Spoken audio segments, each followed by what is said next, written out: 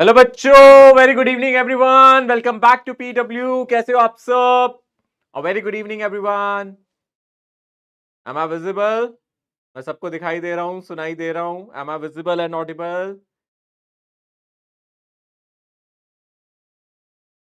Good Yes, sir. Evening, Good evening, very sir. Good evening, very good evening. Assalamualaikum, sir. वालेकुम अस्सलाम। यहाँ से voice. हाँ, very good evening. मैं बिल्कुल ठीक हूँ बेटा, आप कैसे हो? सर आज एक शायरी हो जाए। मेरी टीम मना कर रही है शायरी के लिए, उन्होंने ढूंढ के नहीं रखी आज शायरी। ये देखो, स्टूडियो वाले बंदे बहुत नालायक हैं, ढूंढ के नहीं रखते हैं। बोलो। अच्छा, आज भी क्यूट लग रहे हैं, ये तुमने बहुत सही बात बोली, ठीक है ना? Thank you.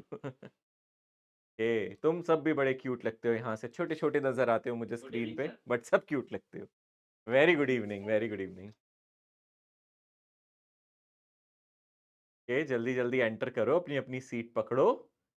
जल्दी से, गाड़ी छूट जाएगी नहीं तो। फटाफट अपनी सीट पे बैठ जाओ, सेटल हो जाओ, नोटबुक ओपन कर लो। सर आ गए, किसी भी मोमेंट वो क्लास स्टार्ट कर सकते हैं, ठीक है? और आज रिवाइज करके आए हो?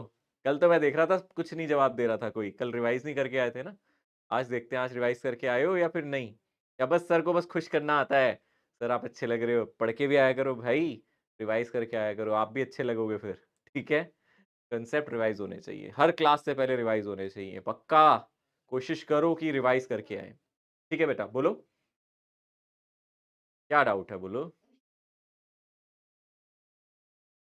इंटरनल फोर्सेस किसको कहते हैं? देखो, इंटरनल का मतलब ये है, जैसे आपको मैं बोलूं एक एटम है, मतलब एक ऑब्जेक्ट है, ये ब्लॉक है जैसे, ठीक है ना? नजर आ रहा है? 1 सेकेंड, मैं थोड़ा कलर बदल दूं तो थोड़ा सा नजर भी आएगा। जैसे मान लो ये ब्लॉक है बेटा। इंटरनल फोर्सेस का मतलब ये है, जैसे मान लो इसके अंदर दो एटम भी होंगे बेटा। हर हर ऑब्जेक्ट किससे बना होता है? केमिस्ट्री में क्या पढ़ा है, किससे बना होता है? एटम्स। तो इसके अंदर बहुत सारे एटम है। तो ये एटम इसको अट्रैक्ट कर रहा है, ये वाला एटम इसको अट्रैक्ट कर रहा है।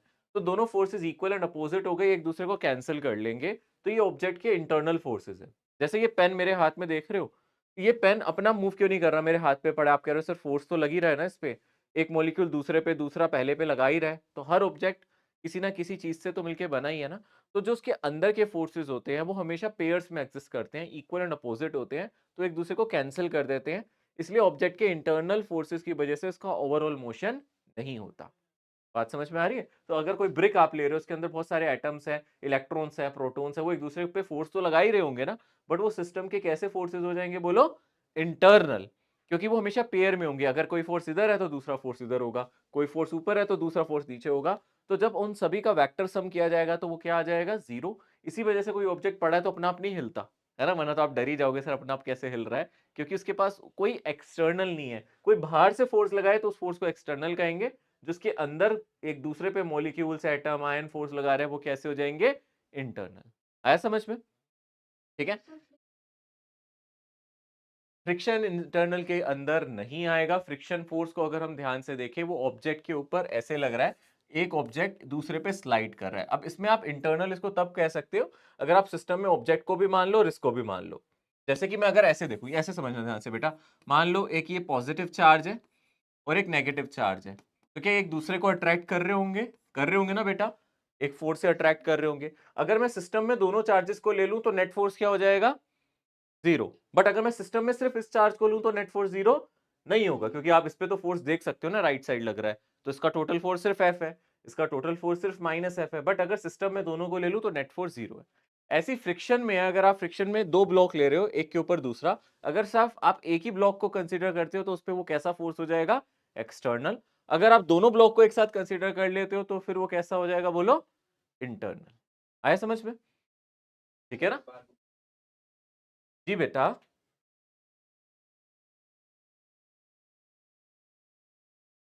बेटे मिक्स है, वो मिक्स है। ऐसा है कि कुछ क्वेश्चंस डीपीपी के और इसके मैच किए जाते हैं। आप मेरी परेशानी समझो। आज से पहले मैं आपके रोज कमेंट्स पढ़ता हूँ। मैं बताऊँ आधे से ज्यादा कमेंट्स क्या होते हैं? सर जो आप क्लास में पढ़ाते हो वो डीपीपी से मैच नहीं करता। फिर एक दिन कोई कमेंट करता है, सर आप जो डीपीपी में देते हो वो मॉड्यूल से मैच नहीं करता।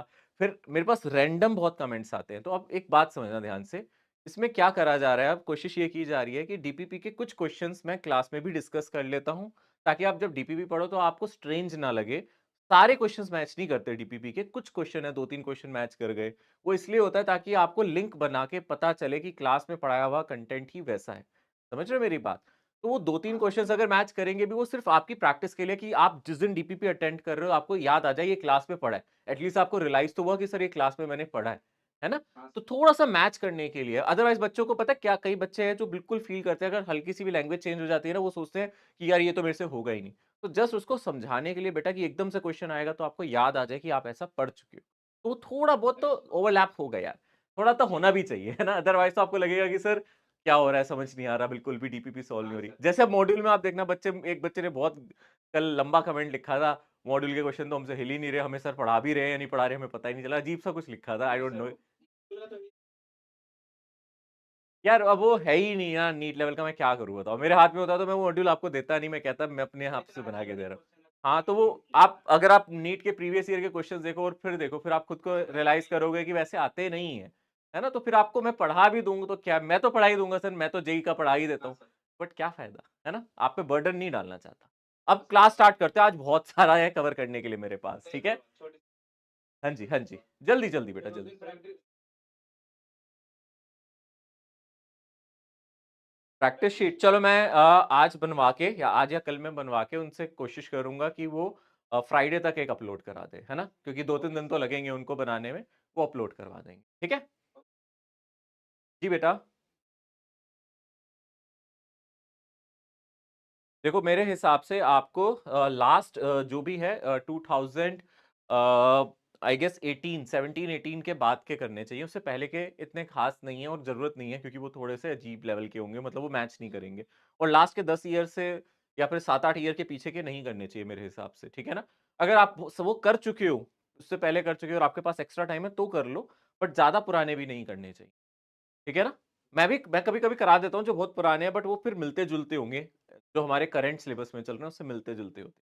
ठीक है? नहीं, नहीं, नहीं, नहीं, नहीं, नहीं, नहीं, नहीं आएगा, वो नहीं आता है, ठीक है ना? वो इसमें नहीं आता है, ब्लॉक के ऊपर वाला ब्लॉक वाला नहीं आता है। हालाँकि मैंने ये रखा हुआ है, जिस दिन मुझे रिवीजन टाइप कराना होगा तो मैं उसका एक आधा क्वेश्चन आपसे ज़रूर करवाऊँगा, पर तब तक आपकी प्रैक्टिस इतनी अच्छी हो चुकी होगी, आपको वो क्वेश्चन भी समझ में आने लगेगा। तो एक स्ट्रैटेजी होती है, मैं उसको फॉलो करता हूँ, जब आप लोगों के लिए वो चीज़ें ईज़ी हो जाएँ, तब आपको एक लेवल आगे की चीज़ पढ़ाऊँ। ठीक है? स्टार्ट करते हैं। हम कंजर्वेटिव फोर्स पढ़ रहे थे, याद आ रहा है कंजर्वेटिव, नॉन कंजर्वेटिव? आज तो आवाज आनी चाहिए आप लोगों की, लास्ट क्लास में मैंने कहा था रिवाइज करके आना। कंजर्वेटिव फोर्सेस क्या होते हैं, नॉन कंजर्वेटिव क्या होते हैं, मैंने पढ़ाया था। कौन-कौन से होते हैं, एग्जांपल याद है कंजर्वेटिव फोर्स के? ग्रेविटेशन फोर्स, स्प्रिंग फोर्स और तीसरा याद रखना इलेक्ट्रोस्टैटिक फोर्स, जो चार्जेस के बीच में रखता है। मैग्नेटिक फोर्स कंजर्वेटिव फोर्स नहीं है। इलेक्ट्रोस्टैटिक फोर्स जो चार्जेस में लगता है, ग्रेविटेशनल फोर्स जो मास की वजह से लगता है, तीसरा स्प्रिंग फोर्स, ये तीनों कंजर्वेटिव फोर्स है, जिसमें हमने देखा था पहला पॉइंट कि ये जो फोर्स है ये पाथ इंडिपेंडेंट होते हैं। ये मैंने लास्ट क्लास में प्रूफ किया था। ग्रेविटेशन में आप ऑब्जेक्ट को यहां से यहां ले जा रहे थे, दो अलग अलग पाथ पे ले जा रहे थे, तो वर्क डन पाथ पे डिपेंड नहीं कर रहा था। दूसरा, एक क्लोज पाथ के लिए वर्क डन जीरो होता है, उसके लिए आप ऐसे भी देख सकते हो। यहां देखो ध्यान से फटाफट, यहां देखो, यहां एक ऑब्जेक्ट है, इसका मास अगर हम m ले ले बेटा, ओके, अगर मैं इस ऑब्जेक्ट को पहले ऊपर ले जाऊं और फिर वापस नीचे ले आऊं, क्लोज्ड पाथ का मतलब क्या है? आप सोच रहे होगे सर क्लोज्ड पाथ का मतलब क्या है? इसका मतलब है इनिशियल और फाइनल पॉइंट सेम है, जहां से शुरू किया वही खत्म किया। Initial point same as final point, आप लिख सकते हो ये फाइनल पॉइंट की तरह ही है। इनिशियल पॉइंट और फाइनल पॉइंट कैसे हैं बोलो बच्चों? सेम है। यानी कि मान लो मैं इसको एक h हाइट तक ले गया, जल्दी से बोलो, मैं कहां ले गया इसको? h हाइट तक ले गया, यानी मैं ए से बी ले गया, तो कितना वर्क डन करना पड़ा? ए से बी में आपको कितना वर्क डन करना पड़ा? सोचो, ए से बी में जो आपको वर्क डन करना पड़ा, आपको नहीं, ग्रेविटी को कितना वर्क डन करना पड़ा? ए से बी में ग्रेविटी ने कितना वर्क डन किया? हमने लास्ट क्लास में देखा था, कितना? Minus mgh। ये कैसे आया, याद है? अरे यार लास्ट क्लास में किया था ना। ग्रेविटेशन फोर्स कहां लग रहा है? नीचे की तरफ, और आप इसको कहां ले जा रहे हो? ऊपर की तरफ, तो ग्रेविटेशन फोर्स का वर्क डन नेगेटिव होगा। कितना हो जाएगा बोलो? Minus mgh। अब अगर आप इसको ऊपर ले जाके फिर नीचे ले आते हो, यानी आप दोबारा से बी से ए ले आते हो, तो ग्रेविटेशन फोर्स का वर्क डन पॉजिटिव हो जाएगा mgh। तो मैं आपसे बोलूं टोटल वर्क डन कितना हो जाएगा, तो आप कहोगे सर दोनों को ऐड कर दो, पहले आप ए से बी ले आए, फिर आप उसको बी से ए लेके आ रहे हो, तो यानी कि टोटल वर्क डन क्या हो जाएगा? जीरो। यानी कि क्लोज पाथ में जब उसका डिस्प्लेसमेंट जीरो हो जाता है तो आपका वर्क डन क्या हो जाता है? जीरो हो जाता है। तो डेफिनेटली इस केस में आप कह सकते हो work done in a close path is 0, यानी जब ए से गए बी पे, बी से आगे दोबारा ए पे, तो आपका वर्क डन क्या हो जाएगा? क्लोज पाथ में 0।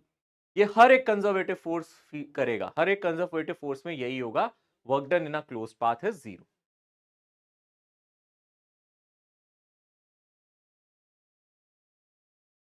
और आपको कुछ कुछ बातें और बताऊंगा, पहले आप इसको नोट कर लो, जल्दी से नोट करना है। आज थोड़ी सी स्पीड बढ़ानी है, आज काफी चीजें कवर करनी है मुझे, ठीक है ना? थोड़ी सी स्पीड बढ़ाना बच्चों, स्पीड बढ़ाओ, जल्दी जल्दी लिखो। याद आ रहा है ना? अब ये पूरी पूरी लाइनें मत लिखने बैठना यार, शॉर्ट शॉर्ट में, छोटा छोटा, थोड़ा थोड़ा लिख लिया करो। जो जो आपको लगता है इंपॉर्टेंट है, वो थोड़ी थोड़ी बातें आप लिख लिया करो। ओके, ठीक है। ओके, एक बात याद रखना, जब भी कंजर्वेटिव फोर्स की चर्चा की जाएगी, whenever we speak about conservative force, जब भी आपसे कंजर्वेटिव फोर्स का नाम लिया जाएगा, वहां आपको पोटेंशियल एनर्जी जरूर मिलेगी। तो कंजर्वेटिव फोर्स राम है और पोटेंशियल एनर्जी लखन है। जैसे राम और लखन हमेशा साथ रहते हैं ना, है ना? लखन का मतलब लक्ष्मण जी, है ना? तो हमारे जो राम लखन है, राम जी और लक्ष्मण जी हमेशा साथ रहते थे, वैसे ही कंजर्वेटिव फोर्स अगर है तो पोटेंशियल एनर्जी भी सिस्टम में होगी। जहां कंजर्वेटिव फोर्स है, आप लिख सकते हो, जहां कंजर्वेटिव फोर्स है वहां पोटेंशियल एनर्जी जरूर होगी, वहां पोटेंशियल एनर्जी भी होगी, ठीक है ना?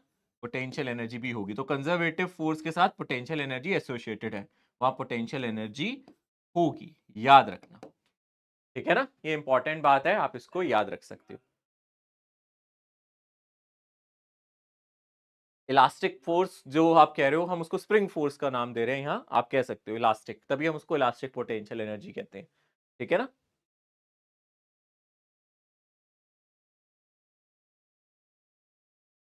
जहां कंजर्वेटिव फोर्स वहां पोटेंशियल एनर्जी होगी, ये याद रखेंगे। और जो मैं अब नेक्स्ट स्लाइड पे लिखूंगा उसको मैं बहुत बड़ा बड़ा लिखूंगा, और आपको भी उतना ही बड़ा अपनी नोटबुक में लिखना है, ताकि वो बात आपको याद रहे, कभी भी पूछ ली जाए आपको याद आ जाए, ठीक है ना? मैं नेक्स्ट स्लाइड पे लिखने वाला हूं, मैं बदलने वाला हूं स्लाइड, टाइम नहीं दूंगा और लिखने का बहुत टाइम दे दिया मैंने। चलो, आपको याद रखना है, work done by conservative force, work done by conservative force, conservative force जो वर्क डन करता है, that is equals to minus of, that is equals to minus of change in potential energy. ये बड़ा बड़ा आप लोगों को अपनी नोटबुक में लिख लेना चाहिए, ये बहुत इंपॉर्टेंट है, ये बार बार पूछूंगा मैं आपसे। Work done by conservative force is equals to minus change in potential energy, यानी कि आप लिख सकते हो minus final potential energy, minus initial. Change का हमेशा मतलब क्या होता है? Final minus initial. तो आप यहां माइनस साइन अंदर अगर मल्टीप्लाई कर लोगे, तो initial potential energy minus final potential energy. You जो सिंबल मैं यूज कर रहा हूं वो किसके लिए कर रहा हूं बोलो? पोटेंशियल एनर्जी के लिए। पोटेंशियल एनर्जी को मैं यू से लिखूंगा, याद रखना, पोटेंशियल एनर्जी को हम यू से लिखेंगे, आप याद रखना। Work done by conservative force is equals to minus change in potential energy, ये अपने को याद होना चाहिए। पूरी स्लाइड मैंने इसके लिए इस्तेमाल की है, वेस्ट मत कर देना, देख लो। अगर ग्रेविटेशन फोर्स है तो ग्रेविटेशनल पोटेंशियल एनर्जी होगी, अगर स्प्रिंग फोर्स है तो स्प्रिंग पोटेंशियल एनर्जी होगी, अगर इलेक्ट्रोस्टैटिक फोर्स है तो इलेक्ट्रोस्टैटिक पोटेंशियल एनर्जी होगी। अब आप मुझसे ये पूछो कि सर नेगेटिव साइन क्यों, पूछो, ठीक है ना? नहीं भी पूछोगे तो मैं बताऊंगा नेगेटिव साइन क्यों है। क्योंकि आपको याद होगा, मैंने कल आपको बताया था, याद करो, अगर मैं इस बोतल को ऊपर ले जाता हूं तो इसकी पोटेंशियल एनर्जी बढ़ती है या घटती है? जल्दी से बोल दो, ऊपर ले जाने पे इसकी पोटेंशियल एनर्जी बढ़ रही है या घट रही है? अरे, ऊपर ले जाने से इसकी पोटेंशियल एनर्जी बढ़ रही है या घट रही है? बोलो। बढ़ेगी। क्यों बढ़ रही है? क्योंकि ग्रेविटेशन फोर्स नीचे लग रहा है। तो आप याद रखना, जब भी ग्रेविटेशन फोर्स या कोई भी कंजर्वेटिव फोर्स नेगेटिव वर्क करता है तो पोटेंशियल एनर्जी को बढ़ाता है। अगर कोई कंजर्वेटिव फोर्स नेगेटिव वर्क करता है तो पोटेंशियल एनर्जी तो पोटेंशियल एनर्जी सिस्टम की बढ़ती है। अगर कंजर्वेटिव फोर्स पॉजिटिव वर्क करे तो पोटेंशियल एनर्जी घट जाएगी। इसलिए यहां नेगेटिव साइन है कि अगर आपका वर्क डन पॉजिटिव हुआ तो पोटेंशियल एनर्जी घट जाएगी। अगर आपका वर्क डन नेगेटिव हुआ तो आपकी पोटेंशियल एनर्जी बढ़ जाएगी। यहां नेगेटिव साइन यही बता रहा है। कंजर्वेटिव फोर्स पॉजिटिव वर्क करे तो पोटेंशियल एनर्जी डी। बोलो।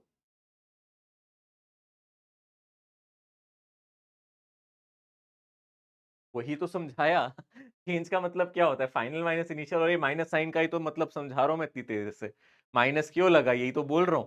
माइनस का क्या मतलब है? यहाँ माइनस इसलिए लगा है क्योंकि आप बताओ मुझे, यहाँ माइनस फॉर्मूला क्या बन गया? वर्क डन किसके इक्वल हो गया? इनिशियल माइनस फाइनल, है ना। अगर आपकी एनर्जी बढ़ रही है तो उस केस में वर्क डन कैसा आ जाएगा? नेगेटिव। अगर आपकी फाइनल एनर्जी ज्यादा हो गई इनिशियल से तो वर्क डन कैसा आ जाएगा? नेगेटिव।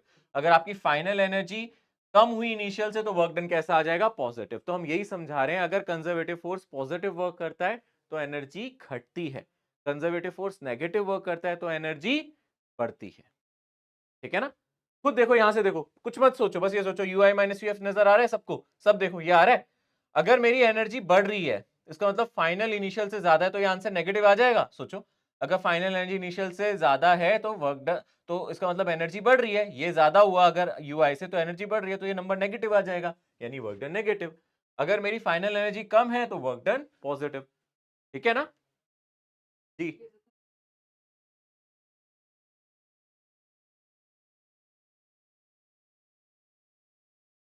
नहीं, मैंने इसको ऊपर बढ़ाया तो इस टाइम पोटेंशियल एनर्जी बढ़ी क्योंकि ग्रेविटेशन का वर्क डन कितना हो गया? बोलो, नेगेटिव। जब ये नीचे आ रहा होगा तो ग्रेविटेशन का वर्क डन पॉजिटिव होगा, इसलिए इसकी पोटेंशियल एनर्जी फिर से घट रही होगी। अगर सेम पोजीशन में आ जाएगा तो change in potential energy zero, क्योंकि जितना वर्क डन ऊपर हुआ था उतना ही नीचे हो गया। क्लोज पाथ में वर्क डन जीरो होता है। नीचे रखा हो तो वो भी मैं बताऊंगा उसको पोटेंशियल एनर्जी जीरो लेना है या नहीं लेना, वो अभी मैंने सिखाया नहीं है। अभी मैंने पोटेंशियल एनर्जी निकालना नहीं सिखाया, मैंने सिर्फ चेंज बताया कि ऊपर जाते हैं तो बढ़ती है, नीचे आते हैं तो घटती है। कितनी होती है मैंने ये नहीं बताया, कितनी है मैंने कोई फॉर्मूला नहीं बताया। अभी अभी हम उस पर आएंगे। ठीक है ना। नहीं, जीरो नहीं होता है, मैं बताऊंगा अभी, उसके बारे में भी पढ़ाऊंगा। यार तुम लोग माइनस प्लस नहीं कर पाते हो यार, एक बात बताओ। डेल्टा यू क्या है? जल्दी से बोल मुझे। You final minus you initial. अब मैं यू माइनस साइन को यहाँ मल्टीप्लाई करूंगा तो उल्टा नहीं हो जाएगा? कैसी बातें करते हो यार, पिटाई हो जाएगी तुम्हारी अब बहुत ज्यादा। ठीक है ना। अब ऐसी बच्चों वाली बातें पूछोगे ना फिर पिटाई हो जाएगी तुम्हारी। ठीक है, चलो।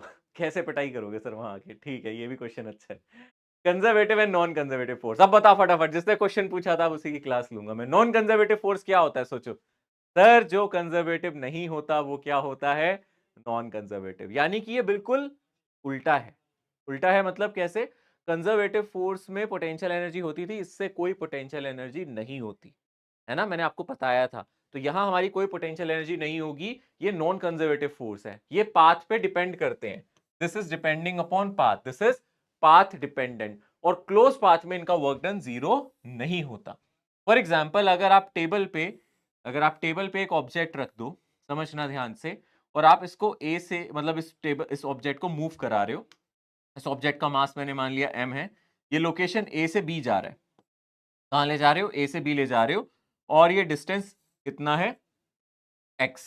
ये डिस्टेंस मैंने मान लिया x। ठीक है ना। और कॉफिशिएंट ऑफ फ्रिक्शन को मैंने म्यू के। ठीक है।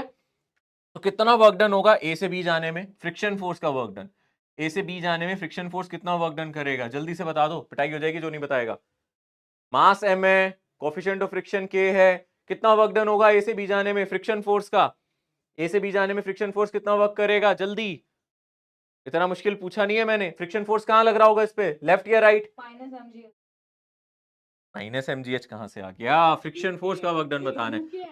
पहले पहले बताओ, फ्रिक्शन फोर्स कहां लगेगा? पीछे की तरफ लगेगा या आगे? पीछे लगेगा ना बेटा। आप इसको कहां ले जा रहे हो बच्चे? हाँ, आप बोलो बेटा, इसको कहां ले जा रहे हो? आगे ले जा रहे हो। कितना आगे ले जा रहे हैं? एक्स पर। फ्रिक्शन फोर्स कहां लग रहा है बेटा? पीछे। कितना लग रहा है फ्रिक्शन फोर्स? मैंने सिखाया था, काफी बच्चों ने आंसर दे तो दिया है, पर फ्रिक्शन फोर्स कितना लगता है? बोलो, म्यू के इंटू नॉर्मल, यानी कि म्यू के इंटू mg लिख सकता हूं इस केस में। यस और नो? याद आ रहा है फ्रिक्शन फोर्स का फॉर्मूला? अब फ्रिक्शन का वर्क डन पॉजिटिव होगा या नेगेटिव? ए से बी जा रहे हैं, फ्रिक्शन का फॉर्मूला, फ्रिक्शन का वर्क डन नेगेटिव होगा या पॉजिटिव? जल्दी से बोलो। फ्रिक्शन यहां लग रहा है, डिस्प्लेसमेंट यहां हो रहा है, तो ये कैसा आ जाएगा? नेगेटिव, है ना। म्यू के mg, ये हो गया फ्रिक्शन फोर्स, और डिस्प्लेसमेंट हो गया x। क्या इतना ही वर्क डन होगा ए से बी में फ्रिक्शन फोर्स का, है ना? ए से बी ले जाने में फ्रिक्शन फोर्स का वर्क डन क्या यही होगा? यस और नो? होगा ना। अब अगर मैं बी से ए ले जाऊं तो, अब मैं बी से ए लेके जा रहा हूं तो बताओ मुझे, अगर हम इसको बी से ए मूव करेंगे तो क्या होगा, बोलो फटाफट। अब मैं अगर इसको बी से ए लेके जाऊंगा तो डिस्प्लेसमेंट मेरा लेफ्ट साइड है, पर उतना ही फ्रिक्शन फोर्स अब राइट साइड लगेगा। फ्रिक्शन फोर्स तो अभी भी उतना लगेगा बट राइट साइड लगेगा। क्या बी से ए में भी नेगेटिव वर्क होगा? कैसे? बी से ए में नेगेटिव वर्क डन क्यों है? क्योंकि डिस्प्लेसमेंट इधर है और फ्रिक्शन फोर्स इधर है, तो कितना एंगल है दोनों के बीच में? 180 डिग्री। तो यानी कि बी से ए में भी जो वर्क डन है वो कितना है? माइनस म्यू के एम जी, ये हो गया मेरा फोर्स और डिस्प्लेसमेंट हो गया एक्स। तो टोटल वर्क डन जीरो है या नहीं, बता दो मुझे। टोटल वर्क डन अगर आप ऐड करोगे तो जीरो नहीं आ रहा, आप ऐड करके देखो डबल हो गया। क्या वर्क डन क्लोज पाथ में जीरो नहीं आया, वो कितना आ गया? माइनस टू म्यू के m g into x which is not zero. यानी कि इसमें क्लोज पाथ में वर्क डन जीरो नहीं होता, ये पाथ डिपेंडेंट है। जितना ज्यादा पाथ होगा वर्क डन उतना बढ़ता जाएगा, तो ये पाथ डिपेंडेंट है। This is path dependent.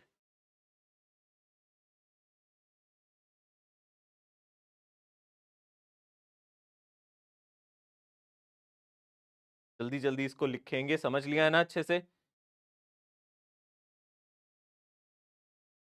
Friction force का वर्क डन हमेशा बढ़ इसलिए रहा है बेटा, क्योंकि जब हम पहले राइट साइड जा रहे थे ना तो फ्रिक्शन लेफ्ट लग रहा था, और जब मैं लेफ्ट आ रहा हूं तो फ्रिक्शन राइट लग रहा है। इसका वर्क डन जैसे जैसे हम जाते जाएंगे ये बढ़ता ही जाएगा, और ये कंजर्वेटिव नहीं है। कंजर्वेटिव होता तो जीरो हो जाता, मतलब इसका वर्क डन तो हमेशा बढ़ता ही रहेगा, ठीक है ना, नेगेटिव में वो भी। ओके, और एग्जांपल क्या है हमारे पास नॉन कंजर्वेटिव फोर्स के? एक तो हो गया friction force, drag force. Drag का मतलब जैसे एयर हमारे ऊपर एयर ड्रैग लगाती है ना, तो एयर का resistance, air friction. Viscous force ये लिक्विड में लगता है, फ्लूइड्स में आपको नजर आएगा। विस्कस फोर्स हम पढ़ेंगे फ्लूइड्स में, ठीक है ना। तो ये सभी नॉन कंजर्वेटिव फोर्स की कैटेगरीज हैं जो मोशन को रोकने का काम करती हैं, ज्यादातर वही है ये सारे नॉन कंजर्वेटिव फोर्स। तो बेसिकली तीन हमें कंजर्वेटिव पता है, उसके अलावा ये जो बचे कुचे हैं ये हमारे नॉन कंजर्वेटिव फोर्स हैं। पोटेंशियल एनर्जी कभी आपने ये नहीं सुना होगा, फ्रिक्शनल पोटेंशियल एनर्जी नहीं सुनोगे। विस्कस पोटेंशियल एनर्जी नहीं सुनोगे, क्यों? क्योंकि पोटेंशियल एनर्जी सिर्फ किससे एसोसिएटेड है, बोलो? कंजर्वेटिव फोर्स से। किससे एसोसिएटेड है, बोलो? कंजर्वेटिव फोर्स से। नॉन कंजर्वेटिव में पोटेंशियल एनर्जी का कोई लेना देना नहीं है। ओके, सो पोटेंशियल एनर्जी भी अगर हम चर्चा करेंगे अब, तो पोटेंशियल एनर्जी तीन तरीके की आपको मिलेंगी, क्योंकि तीन कंजर्वेटिव फोर्स के बारे में हम जानते हैं। तो सबसे पहले इसने यहां बोला इलास्टिक पोटेंशियल एनर्जी, ये स्प्रिंग से रिलेटेड है, स्प्रिंग से या इलास्टिक फोर्सेस से रिलेटेड है। स्प्रिंग से जो हमें पोटेंशियल मिलेगी वो हम इसको इलास्टिक पोटेंशियल एनर्जी कह सकते हैं। उसके बाद आता है चार्जेस की वजह से, जो चार्जेस के बीच में लगेगी, इलेक्ट्रोस्टैटिक फोर्स। चार्जेस और इलेक्ट्रोस्टैटिक फोर्स जो हम क्लास 12th में पढ़ेंगे, 11th में नहीं है। इलेक्ट्रोस्टैटिक फोर्स हम पढ़ेंगे, उससे जो एनर्जी आएगी वो हमारी इलेक्ट्रिक या फिर इलेक्ट्रोस्टैटिक पोटेंशियल एनर्जी होगी। थर्ड, ग्रेविटेशनल फोर्स की वजह से जो पोटेंशियल एनर्जी आएगी वो ग्रेविटेशनल पोटेंशियल एनर्जी होगी। ग्रेविटेशनल फोर्स से जो पोटेंशियल एनर्जी आएगी वो ग्रेविटेशनल पोटेंशियल एनर्जी होगा, ठीक है ना। तो ये मेन तीन कैटेगरी हैं जो आपको हमारी क्लास में पढ़ने के लिए मिलेगी 11th में, वो ये और ये है। मैं ये दोनों पढ़ाऊंगा और ये हमारे सिलेबस का पार्ट है फॉर 11th। 12th में तो इलेक्ट्रोस्टैटिक्स भी पढ़ेंगे हम, बट 11th में अभी हम इन दोनों को ही पढ़ेंगे। सर 12th में भी क्या पता बेटा, क्या पता? पता नहीं बेटा, क्लास 12th में मैं हूं ना हूं, इंसान का कुछ भरोसा। आज हम हैं कल हम नहीं रहे, क्या पता। छोटी सी तो जिंदगी है, रहे तो जरूर पढ़ाएंगे।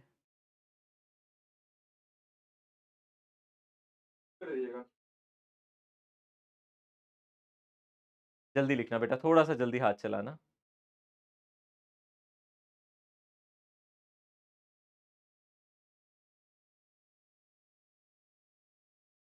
थोड़ा जल्दी जल्दी लिखो, कोशिश करो फटाफट इसको नोट डाउन करे।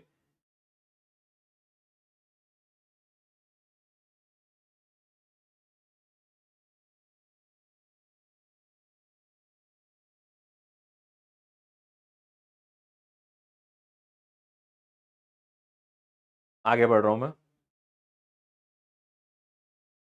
Okay, so will start with gravitational potential energy. Gravitational potential energy से आज चर्चा स्टार्ट करेंगे, और बहुत इंपॉर्टेंट कॉन्सेप्ट, बहुत ध्यान से समझेंगे यार। फोर्सेस के नाम ही लिखे हैं, इतने में भी ब्लैक साइड क्या करेगा। 3 एनर्जी लिखी है, उसको तो वैसे भी याद रख लो। कौन सी 3 है बता मुझे फटाफट, अगर याद नहीं है तो पिटाई होगी। बोल फटाफट, कौन सी 3 बोली थी, बोल फटाफट बोल। जिसने भी बैक स्लाइड बोला अब उसकी शामत है। हाँ, और ग्रेविटेशन। अब देखो याद भी है फिर भी कह रहा है स्लाइड बैक करो, वही तो लिखा है पिछली स्लाइड पर, और क्या लिखा है मैंने। ठीक है ना, कमाल करते हो जी हैं।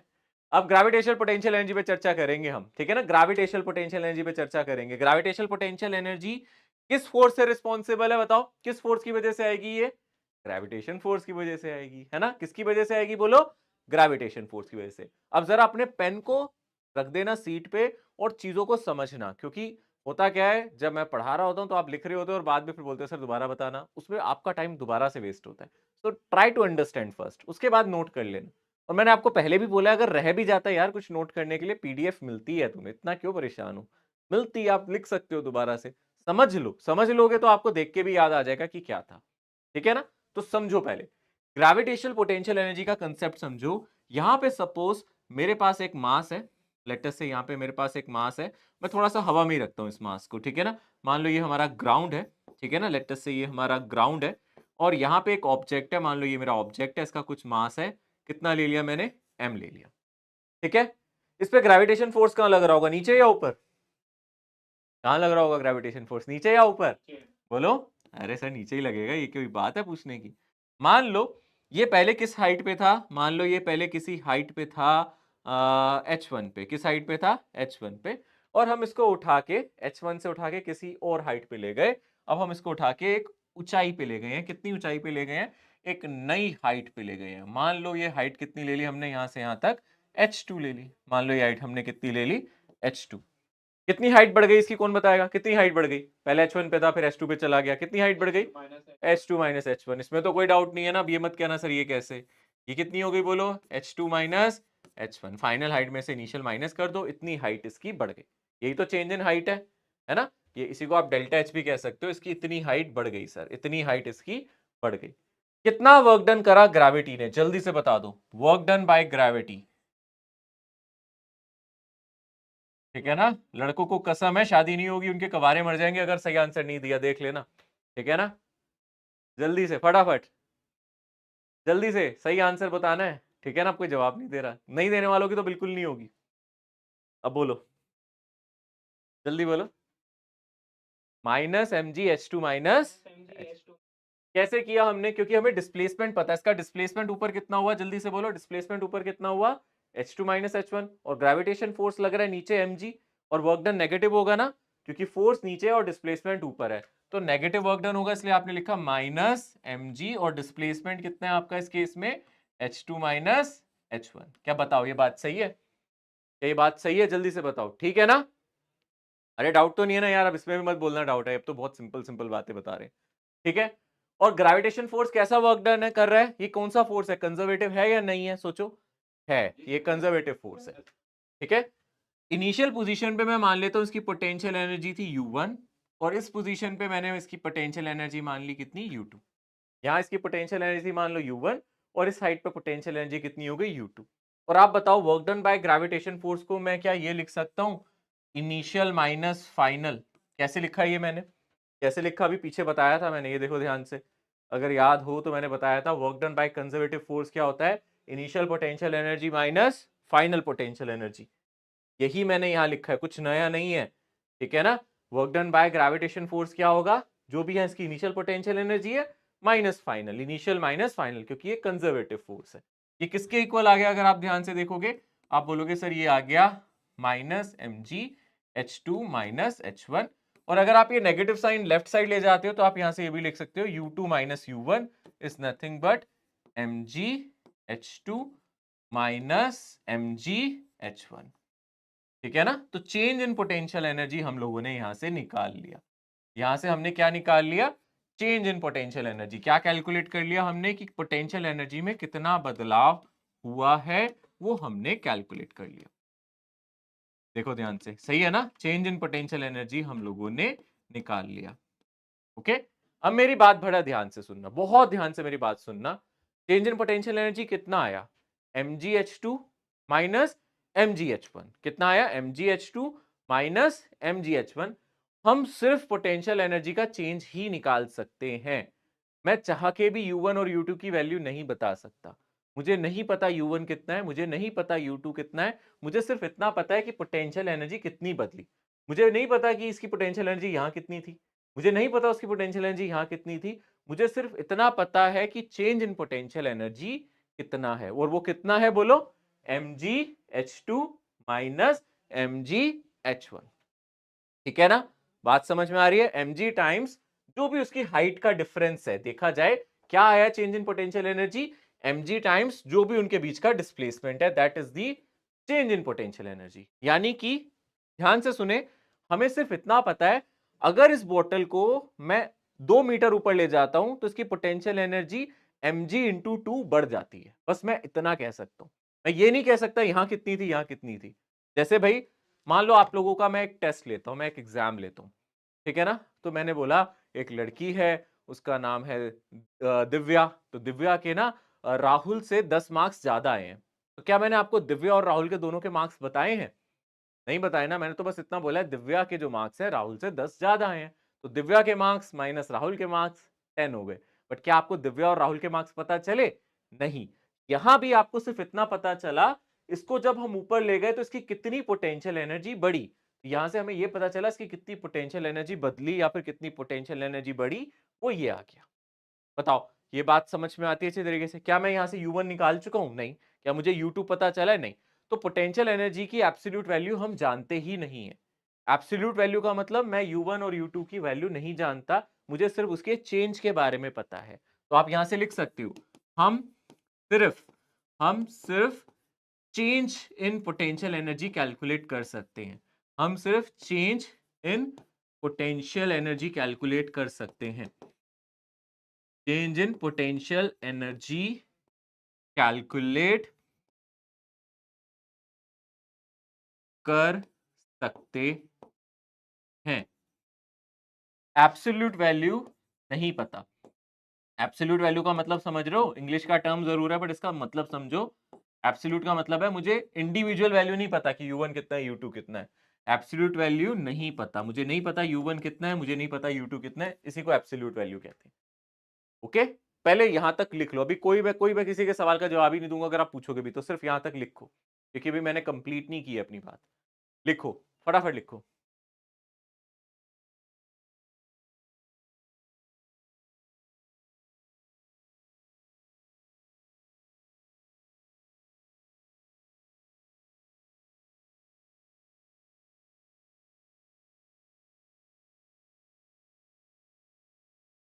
हम सिर्फ change in potential energy calculate कर सकते हैं, हमें नहीं पता कि उसकी एब्सोल्यूट वैल्यू क्या होगी।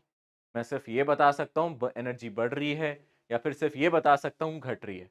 ऑब्जेक्ट ऊपर जा रहा है तो एनर्जी बढ़ रही है, ऑब्जेक्ट नीचे आ रहा है तो एनर्जी घट रही है, ये हमें पता है। मैंने क्या कहा था? मैं जवाब ही नहीं दूंगा, पूछते रहो। मैंने कहा था अभी मैंने कंप्लीट नहीं किया है। ठीक है, अभी आएगा उस पर भी जो आपका रिप्लाई है। बोलो। ग्राउंड पे नहीं है, मैंने बोला पहले हाइट 1 H1 पे थी, फिर H2 पे चली गई, ये बोला बस। हाँ ऑलरेडी, हाँ बोल रही थी ना, ऑलरेडी U1 थी ना, हम बोल तो रहे हैं U1 थी, फिर U1 से हम U2 पे चले गए। तो मुझे नहीं पता U1 कितना है, मुझे नहीं पता U2 कितना है, मुझे सिर्फ इतना पता है कितनी एनर्जी मेरी बदल गई। मैंने कहा बताया U1 मुझे पता ही नहीं, U2 मुझे पता ही नहीं, मैं तो यही बताया कि U1 से U2 चले गए तो हमें इतना पता है कि एनर्जी कितनी बढ़ गई। ठीक है ना?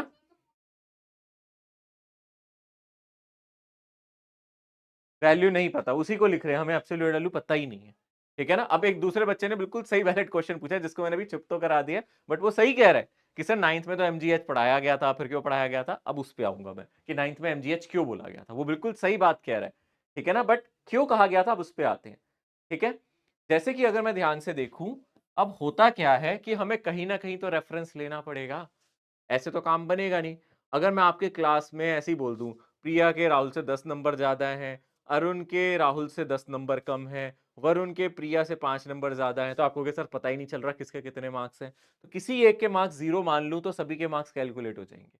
ऐसे ही पोटेंशियल एनर्जी को हम एज्यूम कर लेते हैं ग्राउंड पे कि वो जीरो है।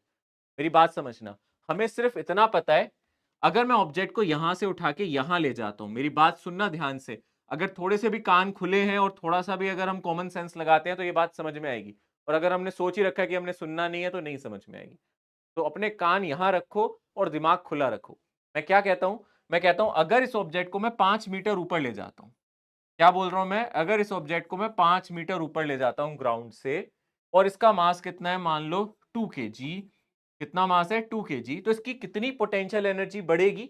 आप अगर यहाँ पोटेंशियल एनर्जी U1 मान लो ग्राउंड पे और यहाँ U2 मान लो, तो आप कहोगे सर इसकी जो पोटेंशियल एनर्जी बढ़ेगी मतलब U2 माइनस U1 वो कितनी हो जाएगी? बोलो, mg इंटू इनके बीच का हाइट का डिफरेंस। इनके बीच का हाइट का डिफरेंस कितना है? बोलो, 5 मीटर, है ना? यही तो करते हैं हम लोग। यहाँ H2 मेरा कितना हो गया? ये 5 मीटर, और H1 0 हो गया क्योंकि हम ग्राउंड पे खड़े हैं। अरे हाँ या ना बताओ? यही तो हमने सीखा है कि किसी ऑब्जेक्ट को ऊपर ले जाते हैं तो उसकी कितनी पोटेंशियल एनर्जी बढ़ती है? mg टाइम्स जो उनके बीच का हाइट का डिफरेंस है। तो अगर ऑब्जेक्ट को मैं ग्राउंड से यहां ले जा रहा हूं तो इन दोनों के बीच के हाइट का डिफरेंस कितना है? बोलो, 5। तो कितनी एनर्जी बढ़ी यहां से यहां ले जाने में? इसकी कितनी पोटेंशियल एनर्जी बढ़ी? आप बोल सकते हो mg, जो भी इनका हाइट का डिफरेंस है, यानी कि कितना है? बोलो, 5। यानी कि आप यहां से कैलकुलेट करोगे सर 2 इंटू 10 इंटू 5 कितना आ जाएगा? आप बोलोगे सर 100 जूल। तो अब लॉजिकली मैं सिर्फ इतना जानता हूं कि इस वाले ऑब्जेक्ट की इस ऑब्जेक्ट से 100 जूल एनर्जी ज्यादा है। इसकी एनर्जी, पोटेंशियल एनर्जी U1 से 100 जूल क्या है? ज्यादा। अब 9th स्टैंडर्ड में हम एक रेफरेंस यूज कर लेते थे, यानी कि हम ऐसा मान लेते थे, यार ऐसे तो सर बड़ी दिक्कत हो जाएगी, हमें मानना तो पड़ेगा कि कहीं जीरो है, तो ग्राउंड लेवल पे हम अपनी एनर्जी को जीरो मान लेते थे। क्या मान लेते थे? कि यहाँ की एनर्जी क्या है? जीरो। तो ये हम एज्यूम करते थे, एजम्पशन लेते थे कि अच्छा हम एज्यूम कर लेते हैं कि अगर कोई ऑब्जेक्ट ग्राउंड पे होगा ना तो उसकी एनर्जी कितनी एज्यूम कर लेंगे? बोलो, उसकी पोटेंशियल एनर्जी कितनी एज्यूम कर लेंगे? जीरो।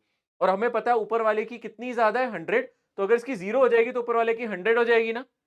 अगर मैंने इसकी एनर्जी यहाँ 10 एज्यूम की होती तो इसकी 110 होती। इसकी अगर 50 एज्यूम की होती तो इसकी 100 एंड कितनी हो जाती? बोलो, 50। बट मैं कहता हूं आसानी के लिए मैं इसकी पोटेंशियल एनर्जी कितनी मान लेता हूं? जीरो मान लेता हूं। तो ऊपर वाले की अपने आप कितनी हो जाएगी? बोलो, 100 हो जाएगी। तो जो आप कह रहे हो ना कि सर 9th स्टैंडर्ड में तो हमने पढ़ा था पोटेंशियल एनर्जी का फॉर्मूला mgh होता है, वो इसलिए होता है क्योंकि हमें सिर्फ ये पता है कि ग्राउंड से अगर किसी को h हाइट पे ले जाया जाए तो उसकी एनर्जी mgh बढ़ जाएगी। अब ग्राउंड वाले की एनर्जी जीरो मान लो तो अपने आप उसकी ऊपर वाले की एनर्जी कितनी हो जाएगी? mgh। तो यहां से हम एज्यूम करते हैं कि ग्राउंड वाले ऑब्जेक्ट की एनर्जी कितनी है, ये रेफरेंस ले लेते हैं, इसको बोलते हैं रेफरेंस पॉइंट, कि हम यहां खड़े हो गए और जो मेरे सामने ऑब्जेक्ट पड़ा है इसकी एनर्जी जीरो मान लेता हूं। अब कोई ऊपर जाएगा तो उसकी एनर्जी बढ़ेगी, 1 जूल, 2 जूल, 3 जूल, ऐसे ऐसे करके बढ़ेगी, mgh हो जाएगी। और अगर कोई नीचे गया तो उसकी एनर्जी नेगेटिव भी हो जाएगी। यानी कि आप ऐसे खड़े हो गए, आप खड़े हो गए, आपके सामने आपने ग्राउंड लेवल ले लिया, अगर आप ऊपर कोई जाएगा तो उसकी पोटेंशियल एनर्जी पॉजिटिव हो जाएगी, अगर कोई नीचे जाएगा तो उसकी पोटेंशियल एनर्जी नेगेटिव हो जाएगी। ऊपर अगर आप h हाइट पे चले गए, अगर आप ऊपर h हाइट पे चले गए तो आप इसकी एनर्जी mgh बोल देना। अगर आप इस लेवल से नीचे चले गए h हाइट पे तो इसकी पोटेंशियल एनर्जी क्या हो जाएगी? mgh। और आपके सामने अगर ऑब्जेक्ट है तो आप इसकी पोटेंशियल एनर्जी क्या मान के चल रहे हो? जीरो। क्या ये बात क्लियर है? जो चीज मेरे सामने उसकी potential energy zero, h height पे चला जाएगा तो mgh, और नीचे चला जाएगा तो माइनस mgh। पर ये मेरी एजम्पशन है, ये मैंने एज्यूम किया कि मेरे सामने वाले की जीरो है और ऊपर वाले की ज्यादा और नीचे वाले की मुझसे कम है। ठीक है ना? ये एजम्पशन के बेसिस पे हम क्वेश्चन आराम से सॉल्व कर लेते हैं, कहीं तो रेफरेंस मानना है ना। We just assume this thing, easy हो जाता है क्योंकि जितने भी सवाल आपके फिजिक्स में आएंगे ना उसमें आपको एक्चुअली पोटेंशियल एनर्जी की जरूरत नहीं पड़ती। पता है किसकी पड़ती है? चेंज इन पोटेंशियल एनर्जी की। इसलिए हमें सवाल करते टाइम सोचना नहीं पड़ता, हम इतना सोचते ही नहीं है, हम इसी कन्वेंशन को यूज करते हैं तो आंसर आ जाता है। बट हमें रेफरेंस जरूर देखना पड़ेगा कि मैं जीरो कहाँ मान रहा हूँ। अगर मैं यहाँ जीरो मान रहा हूँ तो इसके ऊपर पॉजिटिव और इसके नीचे जाएगा तो बोलो कैसी होगी? नेगेटिव। हमारे हर सवाल में देखना आपको इस्तेमाल यही करना होगा कि एनर्जी कितनी बदल रही है, इसलिए हमें फर्क नहीं पड़ेगा। तो आप अब खुल के फ्रीली, आपके पास फ्रीडम है कि आप पहले क्वेश्चन में एक रेफरेंस लेवल चूज कर लोगे और उसके बाद आप देखोगे अगर उस रेफरेंस से ऊपर जाएगा तो आप बोलोगे mgh, अगर h हाइट ऊपर जाएगा तो mgh, नीचे जाएगा तो कितना बोलोगे? Minus mgh। बस इतना याद रखो और कुछ मत सोचो सर आगे ऐसा हुआ वैसा हुआ, जो चीज हुई नहीं उसके बारे में सोचो मत। व्यर्थ की चिंता गलत होती है, सोचना तब है जब हो जाए, फिर मुझे बताना सर इस क्वेश्चन तो सॉल्व नहीं हो रहा। अभी ऐसा कोई क्वेश्चन आएगा ही नहीं, या फिर किसी भी क्वेश्चन में आप फंसोगे नहीं जो मैं बोल रहा हूं अगर आप इसको यूज करते रहोगे। तो आप याद रखो, सर पे विश्वास है हमें, सर कह रहे हैं तो ऐसा ही क्वेश्चन होगा। हमें एक रेफरेंस सोचना पड़ेगा क्वेश्चन में, वो जब क्वेश्चन कराएंगे तब दिखाऊंगा मैं आपको, और सिर्फ हमें इतना निकालना पड़ेगा कितनी एनर्जी बढ़ रही है कितनी घट रही है। रेफरेंस पे 0 मानेंगे, ऊपर mgh पॉजिटिव नीचे mgh नेगेटिव। ठीक है ना, बस इतना याद रखना है। जल्दी नोट करेंगे इसको फटाफट। तो यानी कि इस क्वेश्चन में बेसिकली हमने U1 को क्या मान लिया, 0 है ना, तो U2 बेसिकली जिस हाइट पे हम खड़े हैं उसकी एनर्जी अपने आप कितनी आ गई, 100 जूल। बट ये एज्यूम है ना, पर चलेगा, ये एजम्पशन काम करेगी, इसको हम लेके चलेंगे हर क्वेश्चन में। और जो मैं कह रहा हूं हर क्वेश्चन में चलेगा तो लगा के देख लेना, ठीक है ना, जब क्वेश्चन आएंगे आप खुद देखना ये चलेगा, वैलिड होगा, तो आपको सोचना ही नहीं पड़ेगा, बस इतना याद रखो, जो मैं कह रहा हूं बस इतना याद रहना चाहिए। ये बड़ी बात है कि हम याद रख रहे हैं या नहीं रख रहे। जी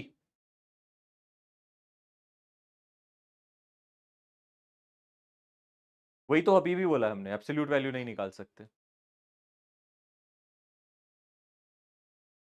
कौन सा फॉर्मूला दिया था, मैं तो कोई फॉर्मूला पोटेंशियल एनर्जी का पढ़ाया ही नहीं अभी तक।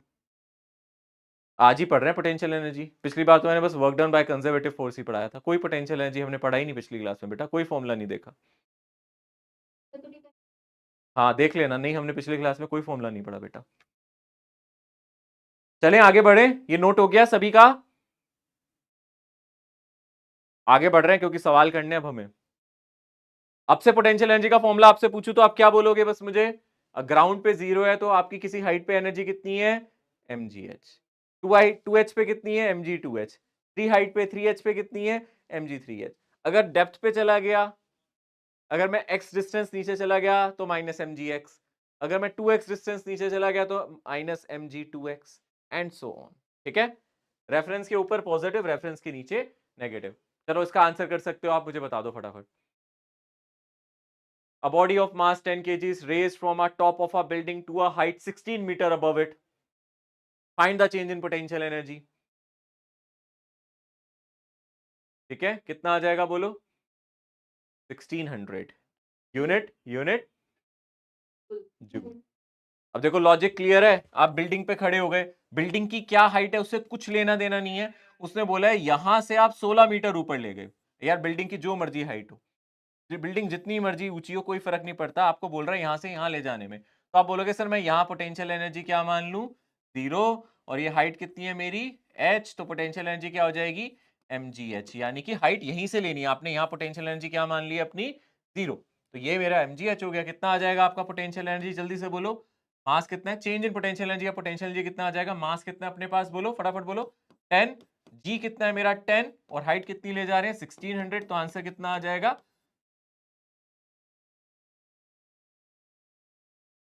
आया समझ में।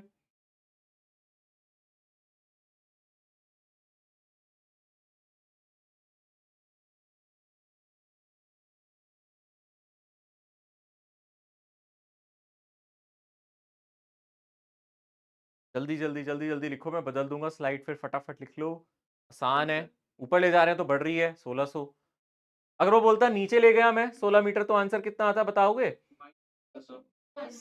है ना, डिक्रीज कर जाती बस उसमें, है ना। चलो ये बताओ फटाफट, इसका आंसर आप मुझे बता सकते हो यार, अब तो आप चैंपियन हो भाई। A body of mass 2 kg falls from a height 20 meter. What is the loss in potential energy? ओहो नीचे गिर गया, रहेगा तो आंसर mgh ही, वो नेगेटिव हो जाएगा, नेगेटिव का मतलब वो लॉस ही बता रहा है, नीचे आ रहे हैं।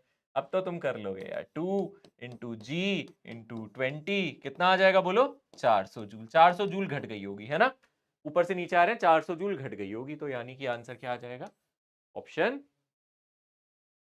ठीक है, अब तो थोड़ा आसान लग रहा होगा या अभी भी मुश्किल है, अब तो आसान है ना, ठीक है ना, आसान है भी थोड़ा सा, बट मजेदार क्वेश्चंस आएंगे तो और मजा आएगा, बट अपने कॉन्सेप्ट सही रखना, जो मैंने बोला बस उतना याद रखना, बस इतना ही बहुत है। चलो अब हम ग्रेविटेशन के बाद चर्चा करेंगे स्प्रिंग पोटेंशियल एनर्जी पे, कुछ कह रहा है कोई बच्चा, हाँ बोलो, बोलो, जरूर बेटा, फिर उससे आप उसको जूल में निकाल पाओगे, अगर आपने उसको ग्राम में ही रखा ना बेटा, तो फिर आप जी को भी सेंटीमीटर पर सेकंड स्क्वायर में रखोगे तो फिर वो डाइन में आने लग जाएगा, उस डाइन कह रहा हूँ सॉरी, अर्ग में आने लग जाएगा आपका आंसर, है ना, तो हम उसको ऐसा यूनिट में कन्वर्ट करें, ठीक है। ओके, अब ऐसी एक पोटेंशियल एनर्जी स्प्रिंग के अंदर भी होती है, यस जल्दी बोलो बेटा, मैंने वर्क डन पूछा ही नहीं, मैंने वर्क डन पूछा है क्या? बोलो क्या पूछा है इस वाले में? क्या पूछा है क्वेश्चन में? क्या पूछा है बोलो? नीचे आ रही है तो क्वेश्चन क्या पूछा है? क्वेश्चन पूरा पढ़ो। What is the loss in potential energy? मैं आपसे बस ये बोलूं, ये पेन नीचे आ रहा है, मुझे पता है यहाँ इसकी एनर्जी कुछ थी, यहाँ कुछ थी, ऊपर एनर्जी मुझे पता है इस क्वेश्चन के हिसाब से यहाँ एनर्जी 400 ज्यादा होगी, यहाँ 400 कम होगी। मैं आपसे पूछूं नीचे आऊंगा तो कितनी एनर्जी कम होगी, तो आप मुझे -400 बोलोगे या सिंपल 400 बोलोगे तो भी चलेगा। कितनी कम होगी, है ना? आप सिर्फ इसका मैग्नीट्यूड ही तो बताओगे ना बेटा। आप जो कैलकुलेट कर रहे हो, आप कह रहे हो सर मेरा -400 आ रहा है, तो माइनस साइन क्या बता रहा है कि एनर्जी क्या हुई है? घटी है ना? तो आंसर तो इसका 400 ही लिखोगे ना। अगर वो बोलता चेंज इन पोटेंशियल एनर्जी तो आप कहते हैं कि सर नेगेटिव लिखना चाहिए। मैं आपके पॉइंट से एग्री कर रहा हूं। अगर इसी क्वेश्चन में वो बोलता, पता क्या बोलता? What is the change in energy, तो आप अपना आंसर नेगेटिव साइन के साथ दिखाते ताकि हमें पता चले कि चेंज नेगेटिव है, यानी कि एनर्जी घटी है। बट अब वो क्वेश्चन में ऑलरेडी बोल चुका है लॉस हुआ है, कितनी एनर्जी का लॉस हुआ है। तो आप आपसे आपके एक टेस्ट में मान लो 20 मार्क्स आए, अगले टेस्ट में 14 आए, मैं बोलूंगा कितने मार्क्स घट गए, तो आप बोलोगे 6। ऐसा तो नहीं बोलोगे -6 घट गए, नहीं बोलोगे ना, 6 ही तो बोलोगे ना, क्योंकि मैंने ऑलरेडी बोल दिया कितने मार्क्स घट गए, तो आप तो 6 ही बोलोगे ना। वैसे ही यहां बोल रहा है कितनी एनर्जी घट गई, तो आप आंसर में तो 400 ही बोलोगे ना बेटा। ठीक है? हाँ बेटा।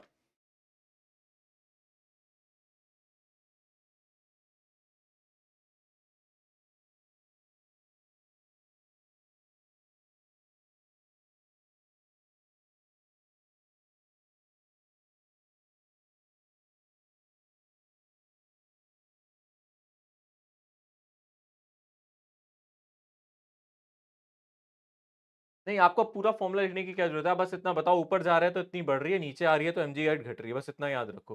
किसी पॉइंट से h हाइट ऊपर जा रहे हैं तो mgh बढ़ रही है, किसी पॉइंट से नीचे आ रहे हैं h तो इतनी घट रही है। बस इतना याद रखो। आप U1 U2 में अगर हर बार करोगे तो आप कंफ्यूज ही होते रहोगे। वो डिफाइन करने के लिए समझाया था। अब आप इतना छोटा लॉजिक याद रखो, इतना ऊपर जा रहा हो तो mgh बढ़ेगी, और उस पॉइंट से इतना नीचे आऊंगा तो घटेगी, बस इतना, और कुछ मत सोचो। ठीक है? Okay, next is elastic potential energy, यानी कि हमें स्प्रिंग पे चर्चा करनी है। तो अगर हम स्प्रिंग की बात करें बेटा, स्प्रिंग के साथ भी यही है। स्प्रिंग को जब हम खींचते हैं, है ना, पूरी जान लगाते हैं, तो स्प्रिंग के अंदर अंदर एनर्जी जाके स्टोर हो जाती है, और उस स्टोर्ड एनर्जी को हम क्या बोलते हैं? स्प्रिंग की क्या होती है वो? Potential energy. क्या बोलते हैं उसको? इलास्टिक पोटेंशियल एनर्जी या फिर स्प्रिंग पोटेंशियल एनर्जी। ठीक है ना? उसको हम बोलेंगे इलास्टिक पोटेंशियल एनर्जी या फिर स्प्रिंग पोटेंशियल एनर्जी। अब इसकी डेरिवेशन करने के लिए हमें क्या करना पड़ेगा? हम लोगों को थोड़ा सा इंटीग्रेशन की मदद लेनी पड़ेगी। स्प्रिंग फोर्स कांस्टेंट फोर्स नहीं है, ग्रेविटेशन फोर्स कांस्टेंट फोर्स था। हाँ ना? ग्रेविटेशन फोर्स तो हमेशा mg लगता था। और आप ये भी बात याद रखना, जितना भी मैंने यहाँ ग्रेविटेशन पोटेंशियल एनर्जी आपको पढ़ाया है, ये हमने पढ़ाया है छोटी हाइट्स के लिए। मतलब अगर मैं बहुत दूर चला जाऊं ना अर्थ की सरफेस से, तो जी चेंज हो जाता है। पता है ना आपको, 9th क्लास में सुना होगा आपने, इतना तो पढ़ा होगा। जब मैं बहुत ज्यादा दूर चला जाता हूं तो एक्सेलरेशन ड्यू टू ग्रेविटी बदल जाता है। यानी कि यहाँ जो भी किया गया है वो एक एजम्पशन के साथ किया गया है कि छोटी हाइट्स पे ले जा रहा हूं। मतलब मैं ज्यादा हाइट पे नहीं ले जा रहा, स्मॉल हाइट्स पे ले जा रहा हूं, जहां जी कांस्टेंट है। स्मॉल हाइट्स के लिए ये सब कुछ किया जा रहा है, जहां पे क्या है बोलो? जी कैसा है बोलो? कांस्टेंट है। हालांकि एक चैप्टर आपको पढ़ाया जाएगा ग्रेविटेशन, वहां जी वेरिएबल होगा, तब आप पोटेंशियल एनर्जी फिर से निकालना सीखोगे। पर ये छोटी हाइट्स के लिए, ये पोटेंशियल एनर्जी का खेल छोटी हाइट्स के लिए है, कुछ मीटर्स की हाइट के लिए। एक आध किलोमीटर की हाइट पे अगर हम देखेंगे तो ये चल जाएगा। बट अगर हम बहुत ज्यादा ले जाएं, 200-300 किलोमीटर अर्थ से ले जाएं, 1000 किलोमीटर ऊपर ले जाएं, तो फिर हम ये वाला फॉर्मूला नहीं लगा सकते पोटेंशियल एनर्जी का। जो हमारे रेंज में है, जो हमारे रेंज में, यानी 20 मीटर, 30 मीटर, 40 मीटर, चलेगा, कोई दिक्कत नहीं है। चल रहा है, मतलब इस चैप्टर में तो हमें याद ही रखना है कि हमारी पोटेंशियल एनर्जी का फॉर्मूला mgh है। ठीक है ना? बट ग्रेविटेशन चैप्टर में वो फॉर्मूला बदल जाएगा। ठीक है जी?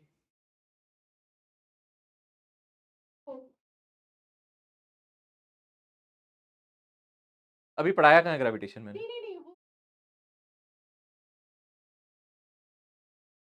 नहीं पढ़ा है। हम्म। उसका सर हाँ और जो वेलोसिटी है बस, हाँ तो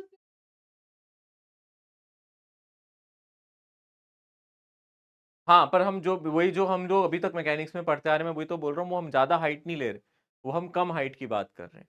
एक्सेलरेशन घटता चला जाता है ऊपर जाते हुए, बट हम इतनी हाइट पे लेंगे तो वो ऑलमोस्ट कांस्टेंट ही रहता है। अभी तो हम मैं बोल भी तो ये भी तो बोला मैंने साथ-साथ, हम जो भी अभी तक क्वेश्चन कर रहे हैं वो कम हाइट के लिए कर रहे हैं।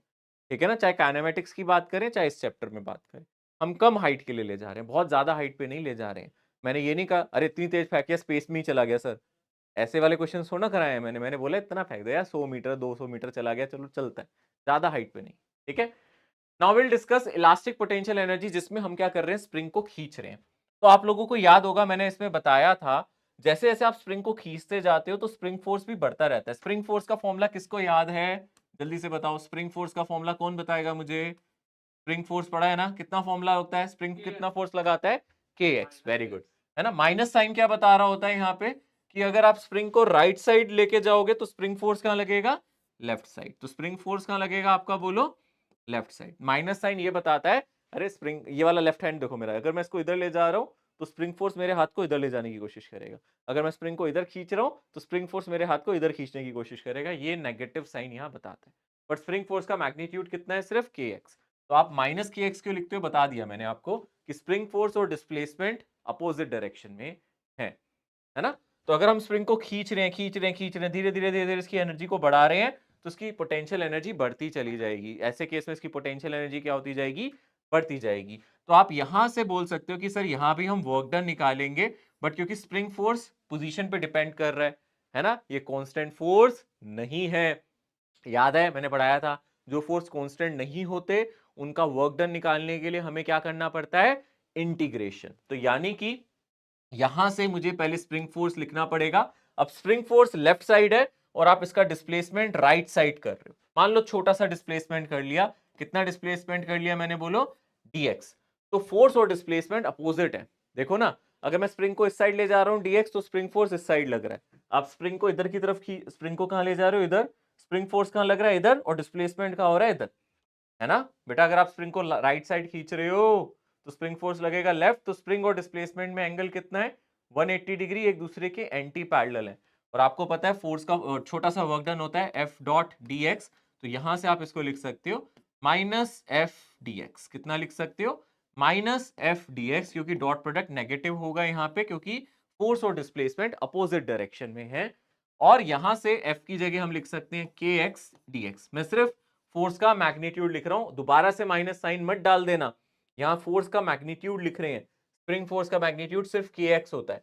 ये नेगेटिव साइन आया है क्योंकि डॉट प्रोडक्ट लिया जा रहा है, फोर्स और डिस्प्लेसमेंट अपोजिट है। आप यहां चाहे तो लिख सकते हो force and dx are anti parallel, इसलिए इनका डॉट प्रोडक्ट कैसा होगा, नेगेटिव होगा। ये दोनों एंटी पैरेलल है, इसलिए इनका डॉट प्रोडक्ट कैसा आएगा, नेगेटिव।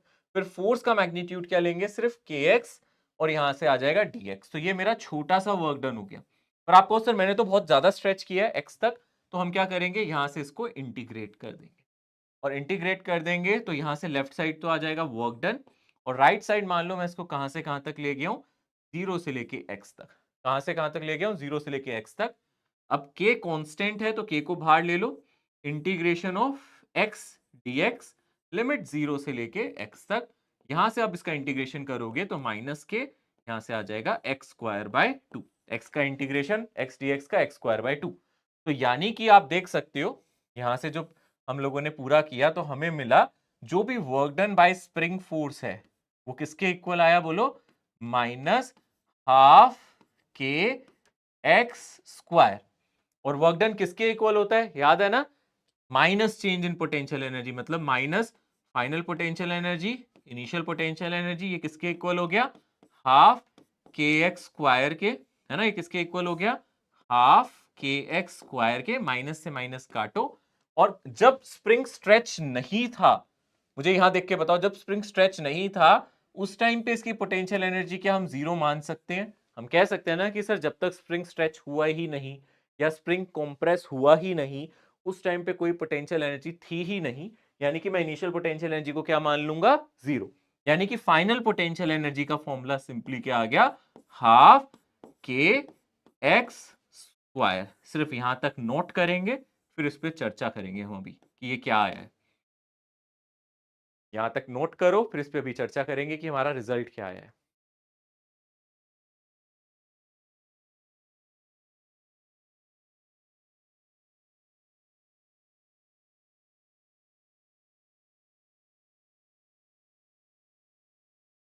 यानी कि जैसे वहां mgh फोर्स आ रहा था ना, यहां से फोर्स, सॉरी, जैसे वहां पोटेंशियल एनर्जी का फॉर्मूला mgh आ रहा था ना, यहाँ पोटेंशियल एनर्जी का फॉर्मूला हाफ के एक्स स्क्वायर आ रहा है। बस इतना याद रखो, यहां तक नोट करो।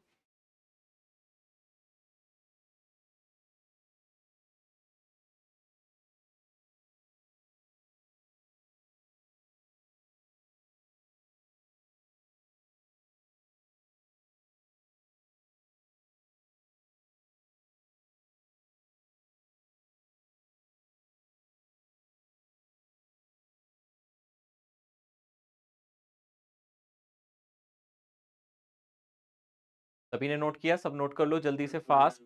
हाँ, मैं रुका हुआ हूँ, आप जल्दी से नोट करो फटाफट सभी।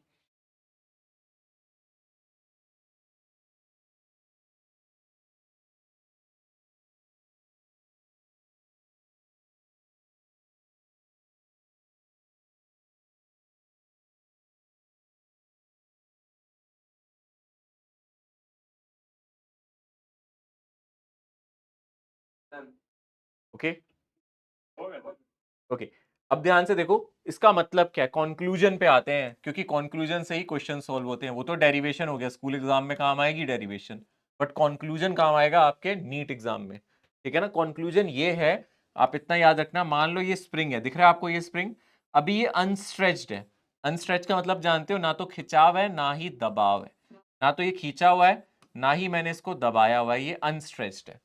ठीक है? अब अगर मैं इसको खींच देता हूं, मान लो मैं इस पॉइंट को फिक्स कर लेता हूं ताकि आपको एक ही तरफ से खिंचाव नजर आए, ये फिक्स पॉइंट है।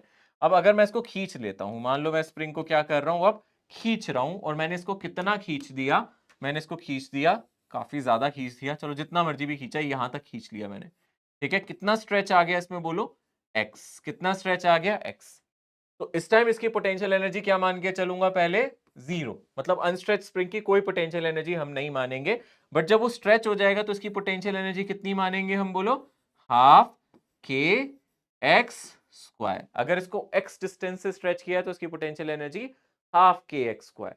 और अगर कोई स्प्रिंग कॉम्प्रेस भी हो, जरूरी नहीं है खिंचाव ही हो, कंप्रेशन भी हो सकता है। स्प्रिंग को अगर मैं दबा दूं, देखो ये मेरी नेचुरल लेंथ थी, है ना, this is my natural length, मैं इससे कम कर दूं इसकी लेंथ को, यानी कि मैं इसको दबा दूं इस तरीके से, इसको मैंने कोई दबाव दे रखा है, यानी कि यहां से स्प्रिंग को मैंने क्या किया है, थोड़ा सा दबा दिया है, यहां तक ऐसे दबा दिया इसको, यानी कि इस केस में ये कंप्रेशन हो गया। मान लो कितना कंप्रेशन है, आप दोबारा से इसको एक्स मान सकते हो, या जो भी कंप्रेशन देना है। तो इस केस में पोटेंशियल एनर्जी कितनी रहेगी? हाफ के एक्स स्क्वायर। तो यानी पोटेंशियल एनर्जी का फॉर्मूला बहुत स्ट्रेट फॉरवर्ड है, 1/2 के, जितना उसमें खिंचाव हो उसका स्क्वायर, या फिर जितना दबाव हो उसका स्क्वायर। ठीक है ना? जितना मर्जी खींच रहे हो, जो भी खिंचाव है उसका स्क्वायर, या फिर जितना दबाव है, जितना कंप्रेशन है, या जितना जितना एक्सपेंशन है, या फिर जितना कंप्रेशन है, बस उसका स्क्वायर कर दो, और कुछ नहीं करना। सिंपल सा पोटेंशियल एनर्जी का फॉर्मूला है, और कुछ याद नहीं रखना, सिर्फ इतनी बात याद रखनी है। क्या ये बात याद है हमें? क्या ये याद हो जाएगी हमें? इतना याद रख सकते हैं? इतना याद रख सकते हैं तो अगला क्वेश्चन बहुत आराम से हो जाएगा। यस। अगर आप x को माइनस एक्स भी लिख दोगे तो बेटा उसका स्क्वायर क्या होगा? स्क्वायर है ना? अगर आप बोलो सर ये +5 है और ये -5 है, तो स्क्वायर करोगे, एनर्जी पॉजिटिव ही रहेगी। पोटेंशियल एनर्जी इस केस में, आपकी जो स्प्रिंग पोटेंशियल एनर्जी है वो कभी नेगेटिव नहीं होती। ग्रेविटेशनल नेगेटिव हो जाती है, बट स्प्रिंग आपको कभी नेगेटिव नहीं दिखेगी। ठीक है ना? ओके, दोनों केस में बढ़ी रही है, क्योंकि आप बोलो, आप ऐसे लॉजिकली सोचो, इस टाइम इसकी एनर्जी कितनी है बेटा? बोलो जीरो। खिंचा हुआ स्प्रिंग एनर्जेटिक है या नहीं आपके हिसाब से? है ना? और दबा हुआ स्प्रिंग भी तो एनर्जेटिक है, यानी कि इन दोनों की एनर्जी जीरो से तो ज्यादा ही होनी चाहिए ना। चाहे दबाऊं स्प्रिंग को या खींचूं, उसकी एनर्जी अनस्ट्रेच स्प्रिंग से हमेशा क्या होनी चाहिए बोलो? ज्यादा ही होनी चाहिए सर। ठीक है? ओके, क्या ये क्वेश्चन आप कर सकते हो? आसान है, मैं देखना चाहता हूं कौन दिमाग लगा के आराम से कर सकता है। The potential energy of spring when stretch by 2 centimetre is u1, if the same spring is stretch by 8 centimetre, तो कितनी एनर्जी होगी? ऑप्शन दे देता हूं मैं, चलो, नहीं दिए हुए ना, मैं उसकी एनर्जी को u2 बोल देता हूं, 2u1। Option B, u2 is equals to u1। Option C, u2 is equals to 8u1। Option D, u2 is equals to 16u1। सोचो।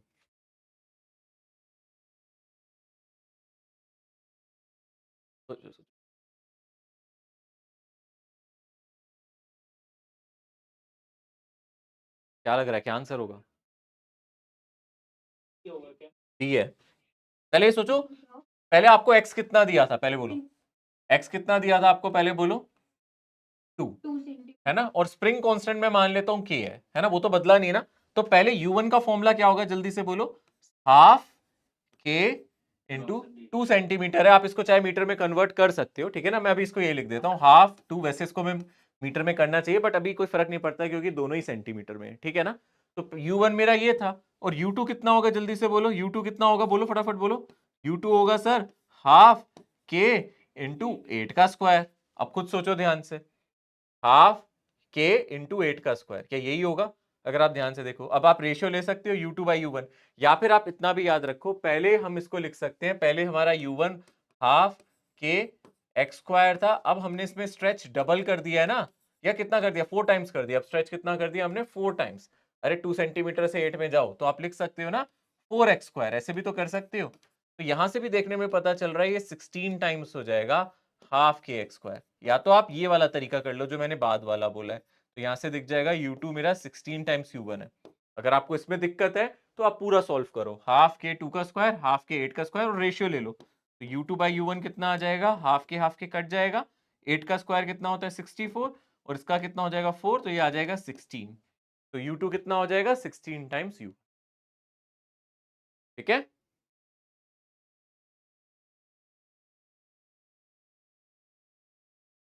क्या आंसर आ रहा है, ऑप्शन डी आ रहा है ना? यस। किसी को कुछ पूछना है? आवाज आ रही है बस पूरी नहीं आ रही मेरे पास, कट कट के आ रही है आपकी। बढ़ जाए आगे, अभी पूछ लो, मैं दोबारा नहीं लाऊंगा स्लाइड पे, अभी पूछ लो अगर डाउट है तो। नहीं नहीं बेटा, उसने चेंज नहीं पूछा है ना, उसने ये थोड़ा पूछा चेंज इन एनर्जी, पूछा है क्या? उसने नहीं पूछा है। उसने पूछा फाइनल एनर्जी कितने टाइम होगी इनिशियल की। ऑप्शंस देखो, ऑप्शन कैसे दिए आपको मैंने, ऑप्शंस क्या दिए, फाइनल एनर्जी इनिशियल के कितने टाइम हो जाएगी, कितना गुना हो जाएगी, है ना। आपसे u2 माइनस u1 तो पूछे नहीं, किसी ऑप्शन में लिखा है u2 माइनस u1 निकालना है, नहीं, आपसे पूछा u2 कितने टाइम्स u1 होगा, इसलिए रेशियो लिया है मैंने, ठीक है। मैं बढ़ रहा हूं आगे, ओके। ये हो गया क्वेश्चन। अच्छा, एक वैरायटी और है क्वेश्चन की, मेरी बात ध्यान से सुनना, ये अगर आपको समझ में आ गया तो मोस्टली क्वेश्चन इसी कंसेप्ट पे आते हैं। अभी एक स्प्रिंग है यहाँ, अभी यहाँ पे एक हमने स्प्रिंग लगाया, अनस्ट्रेच था, अभी हमने इसको स्ट्रेच नहीं किया था, खींचा नहीं था, ना ही कंप्रेस था ना ही स्ट्रेच था, अनस्ट्रेच अनकंप्रेस्ड ये स्प्रिंग था। फिर हमने क्या किया, इसको खिंचाव दिया, कितना खींचा, सोचो, इसको हमने क्या किया, खींच दिया, है ना, इसको हमने खींच दिया, मान लो इसको मैंने 2 मीटर खींच दिया, ठीक है ना। फिर मैंने क्या किया, इसके पास कुछ पोटेंशियल एनर्जी आ गई होगी, है ना। कितनी पोटेंशियल एनर्जी होगी, जल्दी से बोलो। मान लो कि ये है मेरा ये, है ना, इसको मैं मान लेता हूँ x, तो कितनी पोटेंशियल एनर्जी आ गई होगी, आप बोलोगे सर हाफ के एक्स स्क्वायर। मुझे बताओ ये बात सही है, क्या इतनी एनर्जी आ गई होगी, यस और नो बताओ, ठीक है ना। k की वैल्यू आपको दे सकता है क्वेश्चन में, मान लो दे दी 20 न्यूटन पर मीटर, तो आप आराम से ये निकाल सकते हो, क्या इतनी ही पोटेंशियल एनर्जी आई होगी, ठीक है। अब क्वेश्चन क्या बोलता है, क्वेश्चन में ये पूछ सकता है कि अगर स्प्रिंग को और खोल दे, यानी कि इस स्प्रिंग को अगर मैं और खोल दूं, और आगे ले जाऊं, ठीक है ना, क्या करूं, स्प्रिंग को और आगे ले जाऊं यहां से 3 मीटर, क्या करूं और आगे ले जाऊं 3 मीटर, तो टोटल पोटेंशियल एनर्जी इस टाइम कितनी होगी, कौन बताएगा, इस टाइम u2 कितना होगा। पहले मैंने इसको कितना खींचा, 2 मीटर खींचा, अब मैं और आगे ले गया इसको 3 मीटर, अब मैं यहां अगर पोटेंशियल एनर्जी निकालना चाहता हूं तो मैं यहां क्या लिखूं, हाफ के 3 का स्क्वायर या कुछ और, सोचो। 5 का स्क्वायर, 5 का स्क्वायर क्यों लिखा हमने, क्योंकि हमेशा हमें क्या लिखना होता है, हाफ के और स्ट्रेच का स्क्वायर या फिर टोटल कंप्रेशन का स्क्वायर, और टोटल स्ट्रेच या टोटल कंप्रेशन तो यहां से नापेंगे ना, है ना। तो आप कहोगे अच्छा हमें तो सिर्फ 5 लेना पड़ेगा ना, अगर हम इसकी फाइनल एनर्जी लिखना चाहते हैं तो हमें क्या लिखना पड़ेगा, हाफ के इंटू 5 का स्क्वायर। क्या ये बात क्लियर है आपको? इस टाइम इसकी एनर्जी थी हाफ के इंटू 2 का स्क्वायर, इस टाइम इसकी एनर्जी कितनी थी, हाफ के इंटू 2 का स्क्वायर, बट अगर आप इसको 3 मीटर और खींच लोगे तो टोटल खिंचाव हो जाएगा 5 मीटर, तो हाफ के इंटू स्ट्रेच का स्क्वायर यानी कि 5 का स्क्वायर। इस टाइम इसकी पोटेंशियल एनर्जी इतनी होगी, पहले इतनी थी अब इतनी होगी।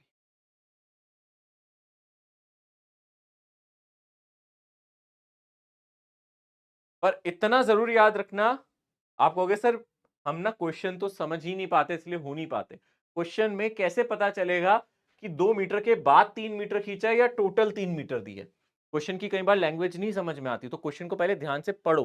कई बार क्वेश्चन में ये बोलता है पहले 2 मीटर था फिर 3 मीटर हो गया, तो अगर वो बोले पहले 2 मीटर था फिर 3 मीटर हो गया, इसका मतलब वो टोटल 3 मीटर कह रहा है। बट ऐसे क्वेश्चन में अगर आप 2 मीटर के बाद 3 मीटर खोलोगे तो वो बोलेगा फर्दर स्ट्रेच। इसको क्या बोलते हैं इंग्लिश में? फर्दर स्ट्रेच्ड, है ना? या फिर वो ऐसा वर्ड कुछ ना कुछ इस्तेमाल करेगा कि 2 मीटर के बाद भी फर्दर स्ट्रेच इट 3 मीटर, तो टोटल स्ट्रेच 5 होगा। तो क्वेश्चन को भी पहले ध्यान से पढ़ना। हो सकता है क्वेश्चन में यही दिया हो कि पहले 2 मीटर पे था बाद में 3 मीटर हो गया, तो आप लोगों को पहले u में लिखना पड़ेगा x की जगह 2 और फिर x की जगह क्या लिखना पड़ेगा 3। बट अगर वो बोले नहीं 2 मीटर के बाद there is a further stretch of 3 metre, तो आपको क्या समझना पड़ेगा कि नहीं उस केस में तो भाई टोटल मेरा ये 5 हो जाएगा, है ना? टोटल एनर्जी में ये क्या आ जाएगा 5। 3 मीटर को वो फर्दर स्ट्रेच के नाम से क्वेश्चन में जरूर दिखाएगा अगर वो ऐसा क्वेश्चन देगा। अब क्वेश्चन देखते हैं ताकि समझ में आए। इसको नोट कर लिया होगा, अगर आपने नोट कर लिया मैं फटाफट आ जाता हूँ एक क्वेश्चन पे, 2-3 क्वेश्चंस करते हैं ताकि और मजा आए, सीखे हम उसमें। चलो क्वेश्चन देखो। तो यस, जल्दी नोट करो बेटा जल्दी।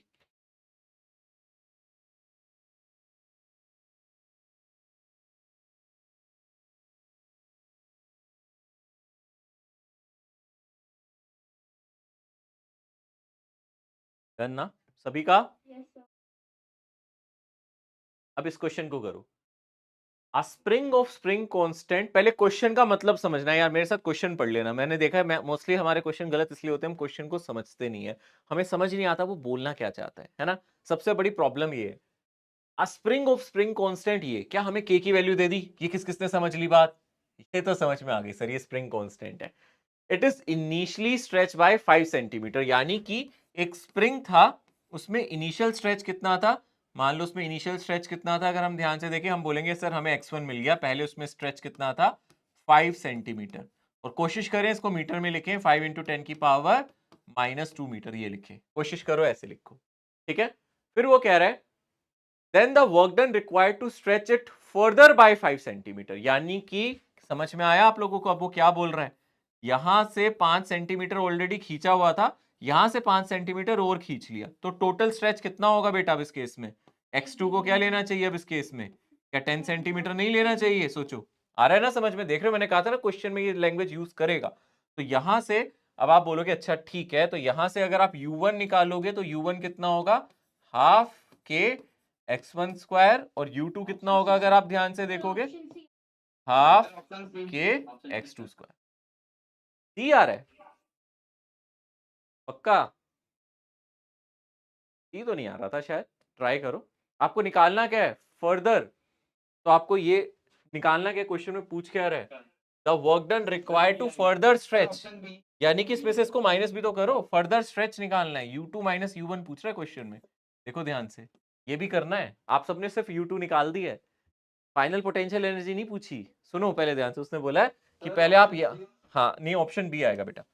तो उसने पहले बोला आप 5 सेंटीमीटर तक ले गए तो कितना वर्क डन हुआ? इतना। अब आप और 5 सेंटीमीटर ले जाने में कितना वर्क डन करोगे? तो आप इतना तो पहले कर ही चुके हो ना, तो आप u2 में से u1 को माइनस करो, इतना वर्क डन और करोगे, है ना?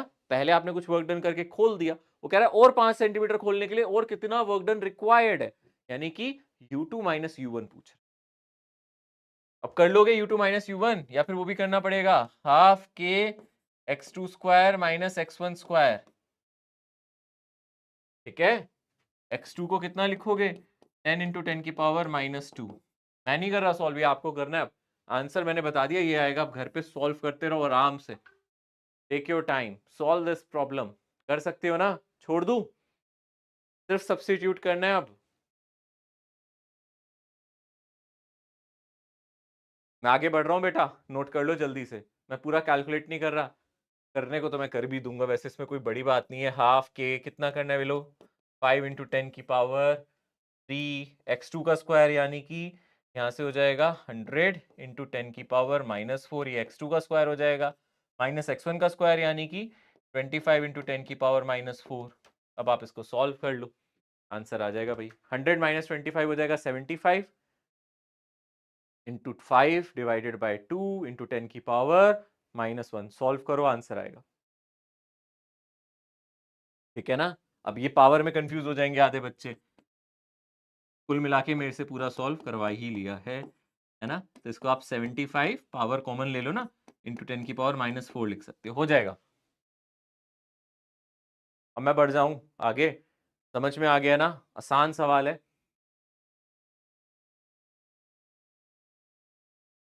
ठीक है, ये तो कर लो यार, अब ये वाला कर लो, ये तो और आसान है, इसमें तो वैल्यू भी आसान है। A spring of force constant 800 Newton per meter has extension 5 centimeter.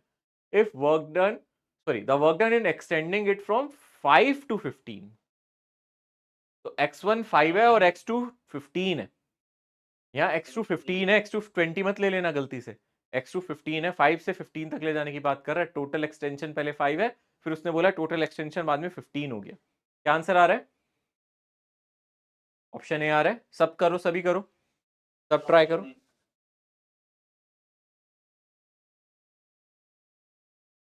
Work done in extending it from 5 to 15, यानी कि वही पोटेंशियल एनर्जी का चेंज निकालना है, U2 माइनस U1 ही निकालना है। U2 माइनस U1 यानी कि कितना आ जाएगा, हाफ के, हाफ बी आ रहा है, हाफ के, चलो देखते हैं, एक मिनट देखते हैं। 15 इंटू 10 की पावर -2 का स्क्वायर माइनस 5 इंटू 10 की पावर -2 का स्क्वायर, यही कर रहे हो फॉर्मूला, यही फॉर्मूला यूज कर रहे हो। चेक कर लेते हैं बेटा, मैं भी चेक कर लेता हूँ आपके साथ।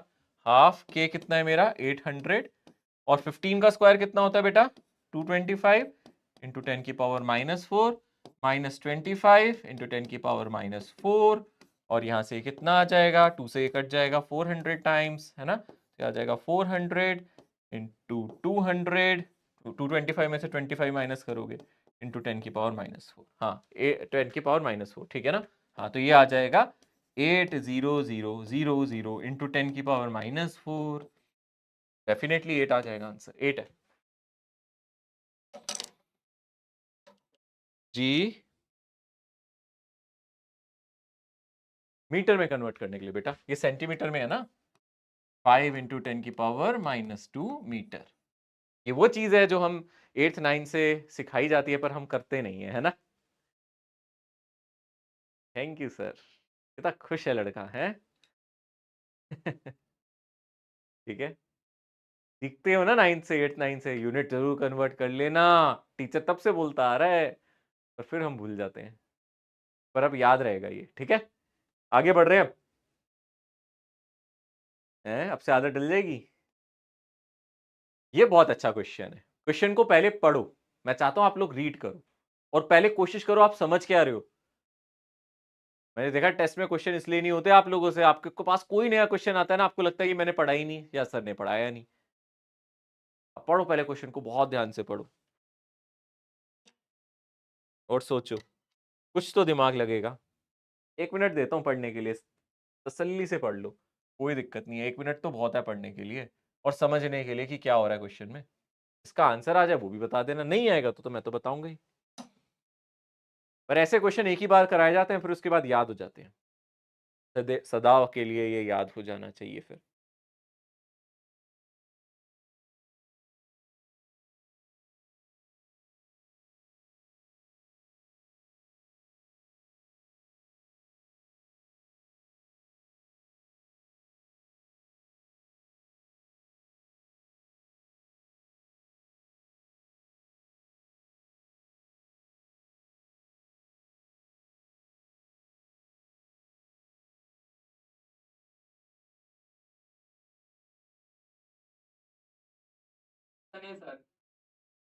ऑप्शन ए, क्या बात, option B, B is the correct answer.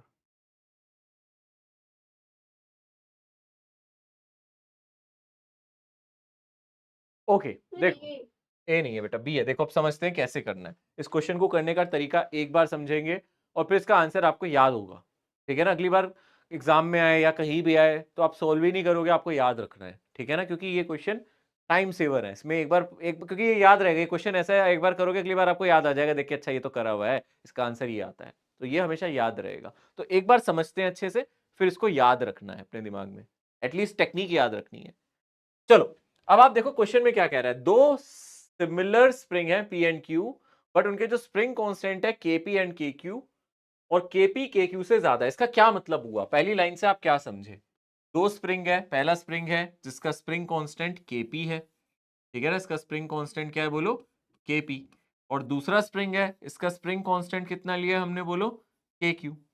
और उसने बोला है केपी के क्यू से ज्यादा है। इसका क्या मतलब है, केपी के क्यू से ज्यादा, इसका मतलब एक स्प्रिंग बहुत टाइट है, एक बहुत ज्यादा स्टिफ है, और एक बहुत लूज है। टाइट कौन सा है, ज्यादा स्टिफ कौन सा है, वो है केपी, क्योंकि उसने बोला है केपी के क्यू से ज्यादा है। केपी के क्यू से क्या है, ज्यादा, यानी कि ये टाइट वाला स्प्रिंग है, ये ढीला ढाला स्प्रिंग है। अब आपको वो कह रहा है they stretch first by same amount, तो दोनों को सेम अमाउंट से स्ट्रेच किया गया।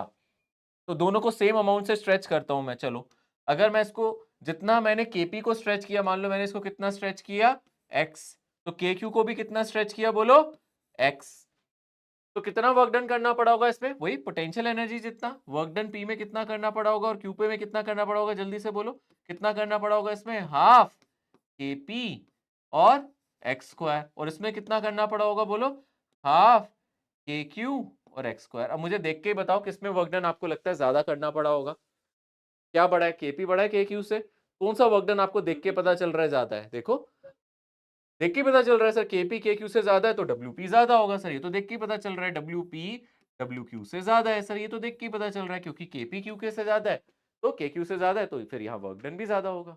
पहला वाला पार्ट हो गया, यानी कि ये तो हो नहीं सकता है ना, और ये भी नहीं हो सकता, और ये भी नहीं हो सकता, तो देख के पता चल रहा है सर यही होगा, है ना, देख के पता चल रहा है ये होगा। बट इस चीज को भी प्रूफ करो। दूसरा वाला केस आ जाओ, ये हमारा केस ए था। दूसरे केस में क्या कह रहा है, केस बी को पढ़ो बाप। केस बी में क्या कह रहा है, पहले मैं डायग्राम बना देता हूँ समझाने के लिए अच्छे से, अपने दोनों स्प्रिंग बना देता हूँ। ये अपना टाइट वाला स्प्रिंग है, ठीक है ना, ये अपना टाइट वाला स्प्रिंग है, इसका केपी है, और दूसरा अपना लूज वाला ढीला वाला स्प्रिंग जिसको हमने बोला के क्यू, है ना, ये क्या है मेरा के क्यू, ठीक है। अब क्या बोल रहा है, सेकंड पार्ट में पढ़ो क्या बोल रहा है। सेकेंड पार्ट में बोल रहा है then the same force is applied. पहले पार्ट में उसने बोला सेम स्ट्रेच था, मतलब अगर इसको एक्स खोला तो इसको भी एक्स खोला, पर दूसरे पार्ट में बोल रहा है कि दोनों पे सेम फोर्स लगाया है। अब स्ट्रेच अलग अलग हो सकता है, सेम फोर्स लगाने पे क्या दोनों स्प्रिंग अलग अलग नहीं खुलेंगे यार, एक टाइट स्प्रिंग है, एक ढीला ढाला है, मैं दोनों पे सेम फोर्स लगाऊं, क्या दोनों सेम खुलेंगे या ढीला वाला ज्यादा खुल जाएगा, सोचो, है ना। आप करके देखो, दो स्प्रिंग लगे हैं, एक बहुत टाइट है, एक बहुत हल्का है, जो मतलब बहुत लाइट है, जो आराम से खुल सकता है, जो आराम से खुल सकता है वो तो खुल जाएगा ना ज्यादा, और जो टाइट है वो कम खुलेगा। अब आपको कह रहा है कि दोनों पे जो फोर्स लगाया है वो कैसा है, सेम, तो दोनों का एक्सटेंशन अलग होगा बेटा इस केस में। अगर इसमें एक्सटेंशन एक्सपी है तो दूसरे वाले में एक्सटेंशन कितना होगा बोलो, एक्स क्यू। फोर्स सेम है दोनों पे। तो अगर आप देखो ध्यान से, पहले वाले केस में अगर हम ध्यान से देखें, अब इस पे अगर हम चर्चा करें तो सर अब कैसे करेंगे सॉल्व। ऐसे केस में हमें याद रखना है कि स्प्रिंग फोर्स क्या होता है, F is equals to formula क्या होता है बोलो, के एक्स होता है ना। एफ का फॉर्मूला क्या होता है बोलो, के एक्स। और वर्क डन का फॉर्मूला क्या होता है सर, ये होता है हाफ के एक्स स्क्वायर। तो अब आप क्या करो, क्योंकि आपको x नहीं पता ना, दोनों केस में x पता है क्या, नहीं पता सर, ना हमें x भी पता है ना x क्यू पता है, हमें तो ये पता है f है kp है, f है kq है, तो फॉर्मूले को बदल दो। फॉर्मूले को x से x के इंडिपेंडेंट बना लो, यहाँ f की टर्म में फॉर्मूला लिख लो, यानी x को क्या लिख सकते हो, f बाई के। x को क्या लिख सकते हो बोलो, यहाँ x को क्या लिख सकते हो, f बाई के, तो ये f का स्क्वायर बाई k का स्क्वायर बन जाएगा। देखो ना यार, यहाँ से लिख सकते हैं ना, मैं लिख सकता हूँ ना x को f बाई के लिख सकता हूँ ना यहाँ से। तो मैंने यहाँ क्या कर दिया, x की जगह f बाई के लिख दिया। तो वर्क डन का फॉर्मूला बताओ क्या बन गया, वर्क डन का फॉर्मूला आ गया हाफ के, और के तो कट जाएगा एक, है ना, एक तो के कट जाएगा ना ऊपर है और नीचे, तो यहाँ से क्या आ जाएगा, हाफ एफ स्क्वायर बाई के। बताओ ये फॉर्मूला आ जाएगा वर्क डन का, सब एग्री करते हो ये फॉर्मूला आना चाहिए वर्क डन का। यहाँ हमने ये वाला फॉर्मूला इसलिए यूज किया है क्योंकि मुझे केपी और एक्स की इंफॉर्मेशन थी, इस फॉर्मूले में मुझे एफ और के की इंफॉर्मेशन है सेकंड वाले केस में, इसलिए मैंने एक्स को हटा दिया यहां से और ये फॉर्मूला यूज किया। अब बताओ पी के केस में वर्क डन कितना होगा? पी के केस में वर्क डन होगा हाफ एफ स्क्वायर बाय के पी, और क्यू के केस में जो वर्क डन होगा वो कितना होगा? हाफ एफ स्क्वायर के क्यू। अब देखो क्या यहाँ वर्क डन इनवर्सली प्रोपोर्शनल है के? जिसका स्प्रिंग कांस्टेंट ज्यादा उसमें वर्क डन कम, जिसका स्प्रिंग कांस्टेंट कम उसमें वर्क डन ज्यादा। क्यों? क्योंकि वर्क डन के इनवर्सली प्रोपोर्शनल है इस वाले सेकंड केस में। तो डेफिनेटली आप कहोगे अच्छा अगर दोनों पे सेम फोर्स लगता है, अगर दोनों पे सेम फोर्स लगता है तो वर्क डन इनवर्सली प्रोपोर्शनल होता है के। अगर दोनों में सेम स्ट्रेच होता है तो वर्क डन डायरेक्टली प्रोपोर्शनल होता है के। यानी कि दो स्प्रिंग हो और उनमें सेम एक्सटेंशन दिया जाए तो वर्क डन उसमें ज्यादा जिसका के ज्यादा, और अगर दोनों स्प्रिंग पे सेम फोर्स लगाया जाए तो वर्क डन उसमें ज्यादा जिसका स्प्रिंग कांस्टेंट कम। तो यानी कि यहां उल्टा आंसर आ जाएगा। यहां से आप कहोगे अच्छा इसमें वर्क डन क्यू में ज्यादा होगा और पी में कम। ठीक है ना, क्यू में ज्यादा होगा और पी में कम, ये आंसर है। ठीक है ना, तो ये हमारा option B is the correct choice.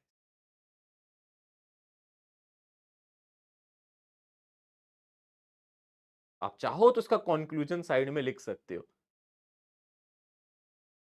कि अगर सेम स्ट्रेच, दोनों में सेम अमाउंट ऑफ स्ट्रेच आए सर तो ये वाला फॉर्मूला यूज करना है ना। फिर केपी के क्यू से ज्यादा है तो डब्ल्यूपी डब्ल्यू क्यू से ज्यादा होगा। और सर अगर सेम फोर्स लगाएंगे तो हम ये वाला फॉर्मूला यूज करेंगे। आप डायरेक्टली याद रख सकते हो। अच्छा हाँ सर, फिर हम ये वाला यूज कर लेंगे। फिर डब्ल्यू इनवर्सली प्रोपोर्शनल टू के है, जिसका के ज्यादा उसका वर्क डन कम, जिसका के कम उसका वर्क डन ज्यादा।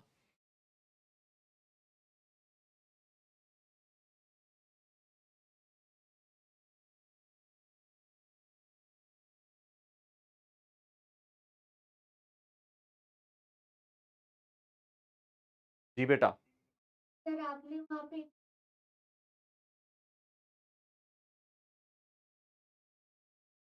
कहाँ से शुरू किए हैं? नहीं समझ ये पहली लाइन है, ये दूसरी लाइन है, तीसरी है। सेकंड केस में सर आपने फॉर्मूला को ये क्या लिखा है देखो ना, एफ इज इक्वल्स टू के एक्स, वर्क डन का फॉर्मूला ये। ऐसे ही चलोगे ना, ऐसे ऐसे लिखो ना।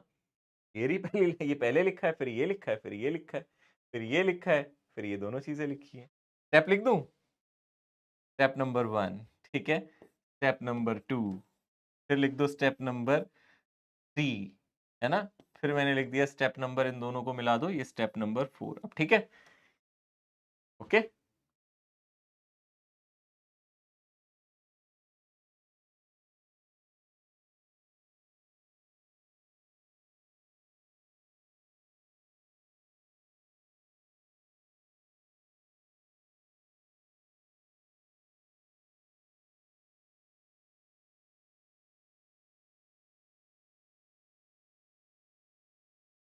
नोट हो गया? थोड़ा जल्दी करें, हाथ चलाएं फटाफट। Yes sir, done. सभी बढ़ जाऊं आगे? डन ना? चलो okay. Potential energy curve for spring mass system. अब मुझे स्प्रिंग मास सिस्टम की पोटेंशियल एनर्जी का फॉर्मूला कौन बताएगा? क्या फॉर्मूला है पोटेंशियल एनर्जी का? जल्दी से बोलो। हाफ के एक्स स्क्वायर। कैसा ग्राफ लग रहा है आपको यू और एक्स के बीच में बनेगा? बताओ कैसा ग्राफ लगता है यू और एक्स के बीच में? बोलो। पैराबोला, है ना? बच्चा सही बोला, ग्राफ बनेगा पैराबोला। ठीक है ना, ग्राफ है अपना पैराबोला। तो अब ध्यान से देखते हो, चलो यहां बनाते हैं, इतनी मजा आएगा। पहले यहाँ एक स्प्रिंग मास सिस्टम दिखाते हैं, है ना। यहाँ देखो बच्चों, यहाँ पे अपना एक स्प्रिंग मास सिस्टम हम आपको दिखाएंगे। ये अपना स्प्रिंग मास सिस्टम है, ये मेरा मास है ना। और यहाँ पे अभी स्प्रिंग में ना तो कोई स्ट्रेच है ना कोई कंप्रेशन है, तो इसको मैं लिख दूं x इज इक्वल्स टू 0। ना तो स्प्रिंग में कोई स्ट्रेच है ना स्प्रिंग में कोई कंप्रेशन है ना। तो स्प्रिंग को अगर मैं बहुत ज्यादा स्ट्रेच कर देता हूं, यानी कि अगर मैं स्प्रिंग को बहुत ज्यादा स्ट्रेच कर देता हूं, मान लो मैं इसको स्ट्रेच करके कहां तक ले जाता हूं, यहां तक ले जाता हूं, स्ट्रेच करके यहां तक ले जाता हूं। मान लो कहां तक ले गया, x is equals to a। Right side x की वैल्यू पॉजिटिव होगी, प्लस है ना। तो इसकी पोटेंशियल एनर्जी कितनी हो जाएगी? यहां तो पोटेंशियल एनर्जी इसकी 0, इस टाइम पोटेंशियल एनर्जी कितनी हो जाएगी इसकी? हाफ के ए स्क्वायर। बट इतना ही अगर इसको कॉम्प्रेशन मिल जाए, बोलो, अगर इतना ही इसको कॉम्प्रेशन मिल जाए तो कितनी हो जाएगी? बोलो, हाफ के ए स्क्वायर, मतलब अगर मैं यहाँ x को -a लिख दूं तो कंप्रेशन हो या स्ट्रेच हो ये तो ऐसा ही रहेगा, इसकी पोटेंशियल एनर्जी यही रहेगी। जितना ज्यादा स्ट्रेच करूंगा पोटेंशियल एनर्जी उतनी बढ़ेगी, जितना ज्यादा कंप्रेशन करूंगा तो भी पोटेंशियल एनर्जी बढ़ेगी। और अगर इसका ग्राफ बनाएंगे तो ऑलरेडी आप जानते हो ये पैराबोला टाइप ही है, तो आप इसके ग्राफ को ऐसे कंपेयर कर सकते हो। ये पोटेंशियल एनर्जी हो गया, ये x हो गया। तो जब आपकी x की वैल्यू 0 है, यानी जहां आपका x 0 है वहां पोटेंशियल एनर्जी कितनी है? 0। तो जैसे जैसे आपका x बढ़ रहा है पोटेंशियल एनर्जी बढ़ रही है। लेट अस से यहां मैं बोल देता हूं x is equals to a, और यहां इस पॉइंट को नाम दे देता हूं x is equals to -a। तो यानी कि ये ग्राफ कैसा बनेगा? मेरा पैराबोला बनेगा। इस तरीके से ये ग्राफ क्या बनेगा? पैराबोला बनेगा। और उसमें राइट साइड जाएंगे तो भी एनर्जी बढ़ेगी, लेफ्ट साइड जाएंगे तो भी एनर्जी बढ़ेगी। देख सकते हो एक्स को पॉजिटिव साइड बढ़ाओगे, स्ट्रेच करोगे, ये स्ट्रेच है। राइट साइड क्या दिखा रहा है? स्ट्रेच, कि आपने क्या किया? स्प्रिंग को स्ट्रेच किया। और लेफ्ट साइड क्या दिखा रहा है? कॉम्प्रेशन, कि आपने स्प्रिंग को क्या किया है? कंप्रेस किया। तो ये इसका पोटेंशियल एनर्जी का ग्राफ हो गया, simple. This is the graph of potential energy.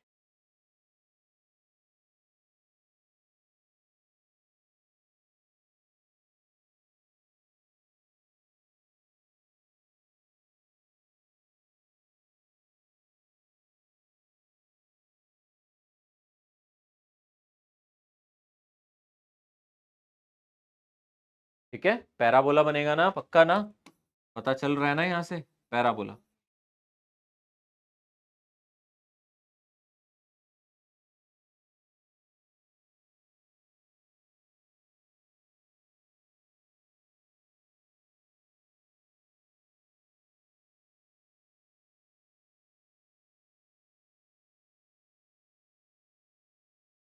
Note कर लिया?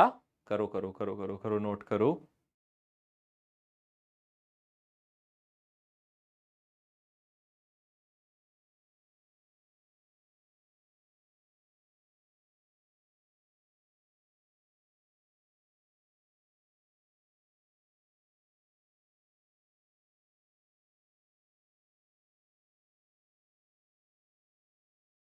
डन।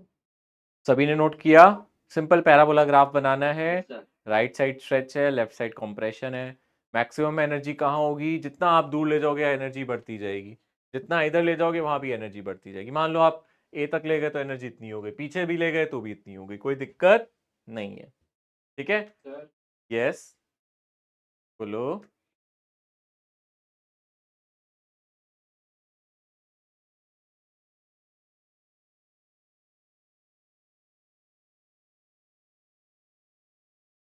हाँ ये आप, हाँ वो एक्चुअली जो हम जो बात करते हैं वो असली वाले स्प्रिंग होते हैं। और फिजिक्स में अलग स्प्रिंग यूज होते हैं। फिजिक्स का अलग स्प्रिंग का मतलब है कि आइडियल स्प्रिंग है। डेफिनेटली आपने रियल लाइफ में जो स्प्रिंग देखे हैं उसमें आपको ऐसे ऐसे टर्न्स नजर आते हैं। आप खींचते हो तो सर टर्न्स इतने लंबे हो जाते हैं, थोड़ी देर बाद तो सर वो एकदम खोल देंगे तो वायर नहीं बन जाएगी। मैं बिल्कुल एग्री कर रहा हूँ, बट ऐसा फिजिक्स में नहीं होगा। जो हम यहाँ एग्जाम में क्वेश्चंस करते हैं उनमें इन चीजों को नहीं देखते हैं। उनमें स्प्रिंग के पास बहुत सारे टर्न्स हैं, इनफाइनाइट। जितना मर्जी खोलो वो लंबा नहीं होगा। मतलब ऐसे ही एजम्पशंस लेके क्वेश्चन कर रहे हैं। तो आप कहोगे सर ऐसा एजम्पशन वैलिड है क्या? ऐसा एजम्पशन वैलिड पता है तब होता है जब हम ये स्प्रिंग का जो भी पढ़ते हैं ना, ये छोटे मोटे एक्सटेंशन और कंप्रेशन के लिए वैलिड होती है। यानी स्प्रिंग की लेंथ कुछ मीटर्स में हो गई और उसमें कुछ सेंटीमीटर्स में आपको कंप्रेशन और एक्सपेंशन। क्या खींचने पर? हाँ एलोंगेट होता रहेगा, बढ़ता रहेगा, बट कभी भी हम ये नहीं कहेंगे यहाँ किसी क्वेश्चन में वो सीधा हो गया, ऐसा कोई क्वेश्चन नहीं होता यहाँ। यहाँ पे हम मानते ही नहीं है कि उसकी हम उसकी इतने सारे टर्म्स मानते हैं कि कभी हम इस चीज पे जाते ही नहीं है कि वो लंबा हो जाएगा। मतलब हम एजम्पशंस के अंदर ही सारे क्वेश्चंस कर रहे हैं। ठीक है ना? और जब आप स्प्रिंग फोर्स को केएस लिखते हो वो इन्हीं एजम्पशंस के अंडर है कि स्प्रिंग में बहुत ज्यादा स्ट्रेच और कंप्रेशन नहीं है। मतलब हम लोग इसको मेंटली बार बार लिखते नहीं है, बट ये अंडरस्टूड है कि स्प्रिंग जितना मर्जी खींचना चाहो खींच लो, फोर्स के एक्स ही होगा। बट ऐसे रियल लाइफ में ऐसा नहीं है कि स्प्रिंग को आप बहुत ज्यादा खींचो तो फोर्स के एक्स ही रहेगा। फोर्स बढ़ भी जाता है उससे ज्यादा। बट हम यहाँ नहीं मानते, हम मानते हैं कि एक्स ही होगा। ठीक है, हम एजम्पशंस के साथ खेलते हैं। हाँ जी बोलो।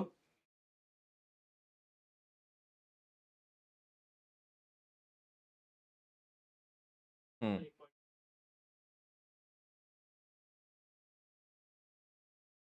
जितना कंप्रेस करना चाहो उतना कर लो, जितना स्ट्रेच करना चाहो उतना कर लो। हाँ, बट वो आपको कहोगे सर उसकी नेचुरल लेंथ से ज़्यादा तो होना चाहिए, बट आप मान के ही नहीं चल रहे, मैं आपको वही बता रहा हूँ। यहाँ एक्चुअली स्प्रिंग की नेचुरल लेंथ मान लो मीटर्स में है और एक्सटेंशन और कंप्रेशन सेंटीमीटर्स में, है ना?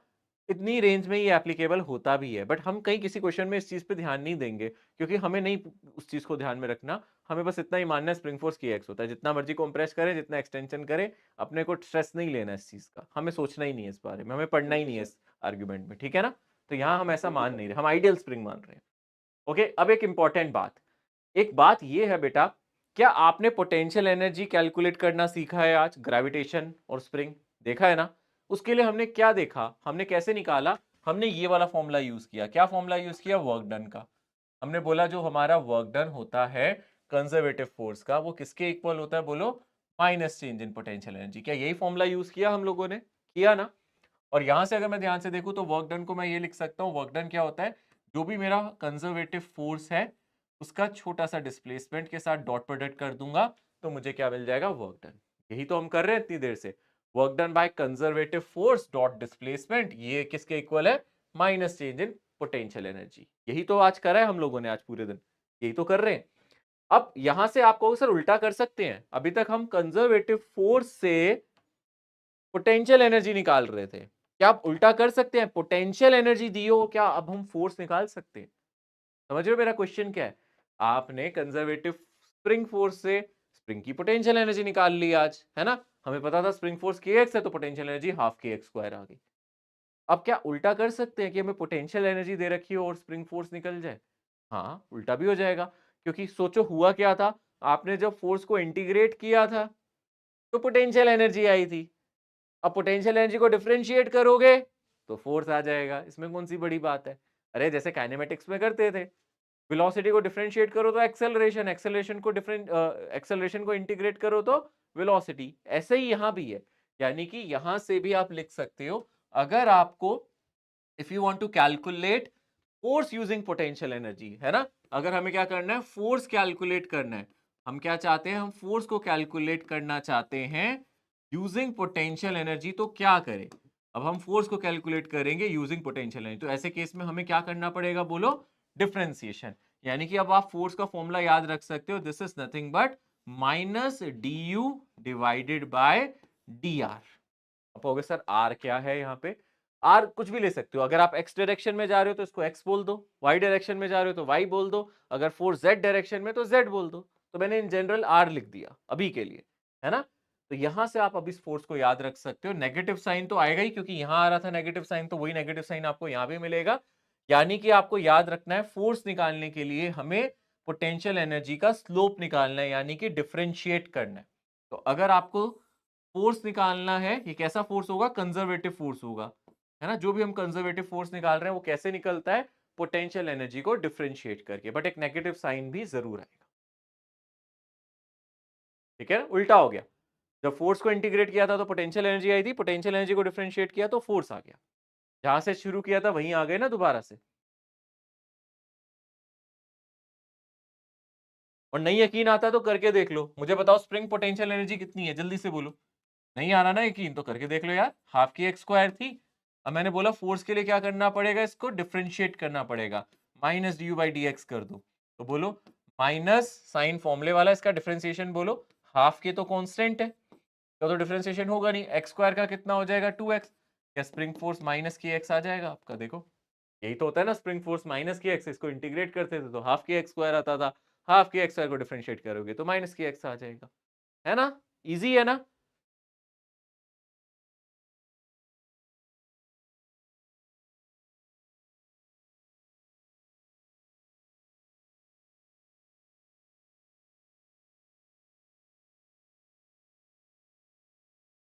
जल्दी लिखो, थोड़ा सा हाथ जल्दी चलाएंगे। हाँ जी।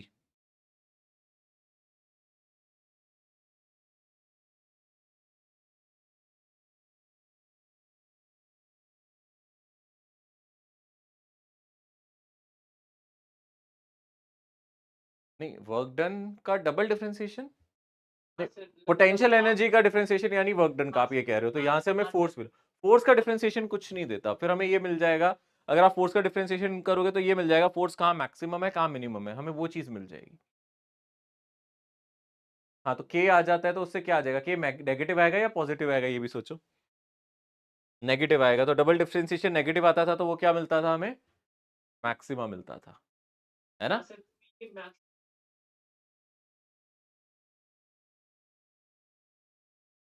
नहीं नहीं नहीं नहीं नहीं नहीं नहीं, वो कुछ हो रहा है, अब मैं बाद में बताऊंगा, उससे अभी रिलेटेड बात नहीं कर रहा, कंफ्यूज हो जाओगे नहीं तो फिर, अभी उसको बाद में देखते हैं, मैं देखूंगा, कैटर करूंगा किसी दिन, बट अभी नहीं, ठीक है ना, क्योंकि इतना रेलिवेंट नहीं है, डिस्कशन का टॉपिक है बट इतना रेलिवेंट नहीं है हमारे लिए, इसलिए पहले मैं वो पढ़ा देता हूं जो आज के लिए जरूरी है, ठीक है।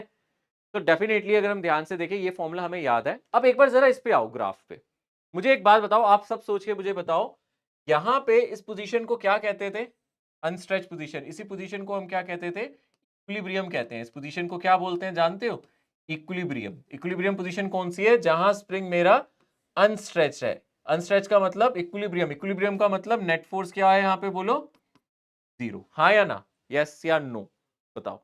जब स्प्रिंग को ना तो स्ट्रेच किया है ना ही कॉम्प्रेस किया है, उस टाइम पे स्प्रिंग फोर्स कितना है बोलो, जीरो है, हाँ या ना। स्प्रिंग को ना तो स्ट्रेच किया है ना ही कॉम्प्रेस किया है, तो स्प्रिंग फोर्स कितना होगा बोलो, जीरो होगा। उसी को हम क्या बोल रहे हैं, इक्विलिब्रियम। क्या x is equals to zero equilibrium position है, यस और no. x is equals to zero position equilibrium position है, हाँ sir. x is equals to zero हमारी कैसी पोजीशन है, इक्विलिब्रियम पोजीशन है, वहां पे नेट फोर्स जीरो होंगे, ठीक है। और अगर मैं इसको आगे पीछे ले जाऊंगा तो मेरा क्या आ जाएगा, कुछ ना कुछ फोर्स मुझे मिल जाएगा। बट एक चीज सोचो ध्यान से, फोर्स का फॉर्मूला क्या पढ़ा है अभी हम लोगों ने, फोर्स का फॉर्मूला क्या पढ़ा है अगर हम ध्यान से देखेंगे, minus d u by d x, यही तो पढ़ा है। तो अगर मैं फोर्स को जीरो बोल रहा हूं, अगर मैं क्या बोल रहा हूं, फोर्स क्या हो रहा है बोलो, जीरो हो रहा है। इक्विलिब्रियम का मतलब है फोर्स क्या हो रहा है बोलो, जीरो हो रहा है। तो अगर मेरा फोर्स जीरो हो जाएगा, इसका मतलब क्या है, D you by D x zero हो गया, यानी पोटेंशियल एनर्जी का स्लोप जीरो हो गया। देखो दोबारा से, फोर्स जीरो होने का मतलब D you by D x zero हो गया, D you by D x zero होने का मतलब पोटेंशियल एनर्जी का स्लोप जीरो हो जाएगा। यानी कि आप इस ग्राफ को ध्यान से देखो, ये ग्राफ है, ये ग्राफ है, ये ग्राफ है, इस ग्राफ में स्लोप क्या यही जीरो नहीं है, स्लोप जीरो देखना आता है, याद है, अरे यार याद है। अगर मैं कोई कर्व बनाऊं, सोचो ऐसा कोई कर्व बनाऊं और पूछूं कहां स्लोप जीरो है, तो आप बोलोगे यहां जीरो है सर, यहां जीरो है। स्लोप जीरो होने का मतलब जहां आपका कर्व एक्स एक्सिस के पैरेलल हो जाता है। तो हमारे केस में हमारा कर्व एक्स एक्सिस के पैरेलल कब हुआ, देखो ना, ये मेरा पोटेंशियल एनर्जी ग्राफ है, ये एक्सिस के पैरेलल यहीं तो हो रहा है, इस लोकेशन पे ही तो हो रहा है। तो इस लोकेशन पे अगर हम ध्यान से देखेंगे हमारा स्लोप जीरो है। इस लोकेशन पे हमारा स्लोप क्या है, यू बाई डी एक्स, वो क्या है, जीरो। तो मैं डेफिनेटली कह सकता हूं, अच्छा यहाँ स्लोप जीरो है तो यहाँ फोर्स जीरो होगा, वही तो डायग्राम में भी दिख रहा है, यहाँ फोर्स जीरो है, और यहाँ से स्लोप से भी चेक करो, यहाँ स्लोप जीरो है, यानी कि यहाँ फोर्स जीरो है। यानी कि अगर हमें पोटेंशियल एनर्जी दे, सुनो, अगर हमें क्वेश्चन में पोटेंशियल एनर्जी दे और आपसे पूछे फोर्स कहां जीरो होगा, तो आप क्या करोगे, आप पोटेंशियल एनर्जी को डिफरेंशिएट करोगे और जीरो से इक्वेट कर दोगे, क्योंकि फोर्स का जीरो होने का मतलब है पोटेंशियल एनर्जी का डिफरेंशिएशन जीरो होना। मतलब किसी क्वेश्चन में पोटेंशियल एनर्जी देके आपसे पूछ सकता है कि फोर्स कहां जीरो होगा, तो आप क्या करोगे, पोटेंशियल एनर्जी को डिफरेंशिएट करोगे और जीरो से इक्वेट कर दोगे, तो आपको फोर्स जीरो मिल जाएगा। क्या मैं स्टेप को यहां लिख दूं, लिख सकता हूं यहां, अगर पूछा जाए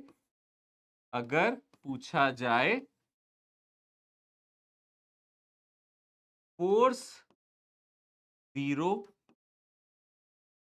कहां होगा। अब आपसे ऐसे जरूरी नहीं ये पूछे फोर्स जीरो कहां होगा, आपसे ये भी पूछ सकता है इक्विलिब्रियम कहां होगा। इक्विलिब्रियम का मतलब ही होता है फोर्स का जीरो होना, ठीक है ना। इक्विलिब्रियम कहां होगा, पोटेंशियल एनर्जी देके, पोटेंशियल एनर्जी गिवन हो, आपको पोटेंशियल एनर्जी गिवन हो, यानी कि आपको पोटेंशियल एनर्जी गिवन है, हमें क्वेश्चन में पोटेंशियल एनर्जी गिवन हो, और अगर आपसे पूछा जाए फोर्स जीरो कहां होगा, तो क्या करेंगे, हम डिफरेंशिएट करेंगे पोटेंशियल एनर्जी को।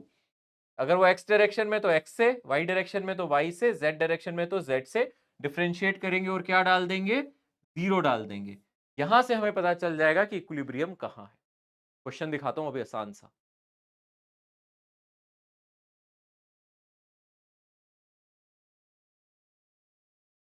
ठीक है। क्वेश्चन दिखाता हूं आपको, बस आपको इतना याद रखना है, इसका डिफरेंशिएशन जीरो आएगा, बस इतना लिख लो, डिफरेंशिएशन जीरो करना है। तो अब जरा एक क्वेश्चन पे आओ, यहां देखो क्वेश्चन पढ़ो। आपको u दे रखा है a डिवाइडेड बाई आर की power 10 minus b divided by r की पावर 5, तो आपसे ये पूछ रहा है the equilibrium distance between them. तो इक्विलिब्रियम के लिए क्या करना है, जल्दी से बताओ मुझे, इक्विलिब्रियम के लिए क्या करना है इस केस में भी बोलो, फोर्स को जीरो डालना है। और फोर्स को जीरो डालने के लिए क्या करूं मैं, डिफरेंशिएट कर देता हूं, D you by D R निकाल लेता हूं और इसको क्या डाल देता हूं, जीरो डाल देता हूं। कर सकते हैं ना, यस और नो बताओ, कर सकते हैं ना। माइनस साइन लगाना है लगाओ, नहीं लगाना है नहीं लगाओ, कोई फर्क नहीं पड़ता क्योंकि वो जीरो से इक्वेट कर रहे हैं। ठीक है, अब इसका डिफरेंशिएशन कौन बताएगा मुझे, D you by D R, जल्दी से बता दो D you by D R.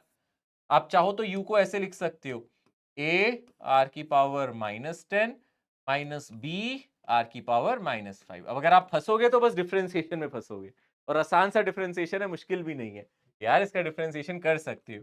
एक कांस्टेंट है, -10 आगे आ गया और r की पावर हो गई -11, और यहां से आ गया -5 आगे आ गया और r की पावर हो गई -6। ये क्या हो गया, मेरा डिफरेंशिएशन हो गया। आप इसको क्या लिख सकते हो, -10 a बाई आर की पावर 11 है ना, r की पावर 11 प्लस 5 r की पावर प्लस 5, और b भी था ना, यहाँ एक b भी था बेटा, ये b भी था, 5b डिवाइडेड बाई r की पावर 6। तो ये क्या आ गया, D you by D R, और इसको कितना डाल दो बेटा, जीरो डाल दो। अगर आप इसको जीरो डाल दोगे तो 10 वाली टर्म इधर ले जाओ, यहां से आ जाएगा 10a डिवाइडेड बाई आर की पावर 11 किसके बराबर है, 5b डिवाइडेड बाई आर की पावर 6 के। ठीक है, यहां से आर की पावर 11 को इधर ले जाओ तो आपका आंसर आ जाएगा 10a बाई 5b, ये आ जाएगा आर की पावर 11 बाई 6, यानी कि यहां आ जाएगा आर की पावर 5, 11 माइनस 6 कर दोगे तो 5, और यहां से आ जाएगा 2a बाय b। तो अब तो हो गया। अब आप यहां से क्या लिख सकते हो further, r is equals to 2a बाई b की पावर कितना हो जाएगा, 1/5। अगर यहाँ पावर 5 है तो यहाँ 1/5 हो जाएगा, यानी ऑप्शन सी आ जाएगा। तो बस इतना याद रखना है, अगर ऐसा क्वेश्चन आ जाए पोटेंशियल एनर्जी देके आपसे इक्विलिब्रियम डिस्टेंस पूछ ले तो घबराना नहीं है, सिर्फ डिफरेंशिएट करके जीरो डालना है और आर की वैल्यू निकाल देनी, इस डिस्टेंस पे आपको इक्विलिब्रियम मिल जाएगा। ठीक है, ये लास्ट क्वेश्चन है आज की क्लास का, कल मैं आगे कंटिन्यू करूंगा, इसको फटाफट नोट डाउन करेंगे सभी बच्चे।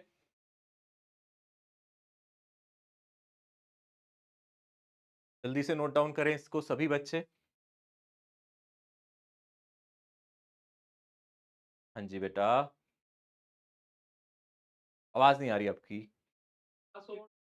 हाँ क्लास ओवर हो गया है, जो जाना चाहता है वो जा सकता है। ओके, हाँ बोलो जल्दी बोलो। 40 नेट 40 उसका मतलब इक्विलिब्रियम नहीं, किसने कहा नेट फोर्स का जीरो होने का मतलब मूव नहीं करता, ऐसा किसी ने नहीं कहा। 40 होने का मतलब मूव नहीं करेगा, ऐसा कोई लॉजिक नहीं है। 40 होने का मतलब एक्सेलरेशन जीरो, वेलोसिटी जीरो हो भी सकती है नहीं भी। जब आप किसी ऑब्जेक्ट को सबसे ऊपर फेंकते हो, आपने कहा था जब ऑब्जेक्ट सबसे ऊपर जाता है वेलोसिटी जीरो होती है, बट वहां एक्सेलरेशन जीरो नहीं होता। तो फोर्स जीरो है इसका मतलब ऑब्जेक्ट रुक जाएगा, ये गलतफहमी निकाल दो। फोर्स जीरो का मतलब एक्सेलरेशन जीरो है, उसकी वेलोसिटी नहीं बदलेगी। ऑब्जेक्ट रुके ना रुके ऐसा कोई जरूरी नहीं है। ठीक है, ओके बेटा। हाँ बेटा, हाँ जल्दी बोलो बेटा, फटाफट बोलो।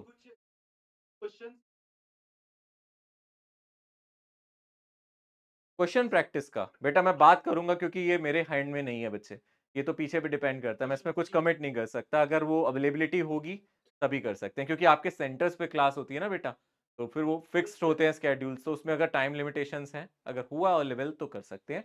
आई विल आस्क, अगर प्रॉब्लम हुआ possible then I will do. ठीक है, ओके, क्योंकि नेक्स्ट वीक से वैसे भी आपकी एक क्लास बढ़ जाएगी तो ये प्रॉब्लम कम हो जाएगी बेटा। ठीक है, ओके, यस यस, जल्दी बोलो बेटा, टाइम हो गया है, फटाफट। चलो ओके बाय, वॉइस नहीं आ रही किसी की मुझे। Okay bye everyone, take care.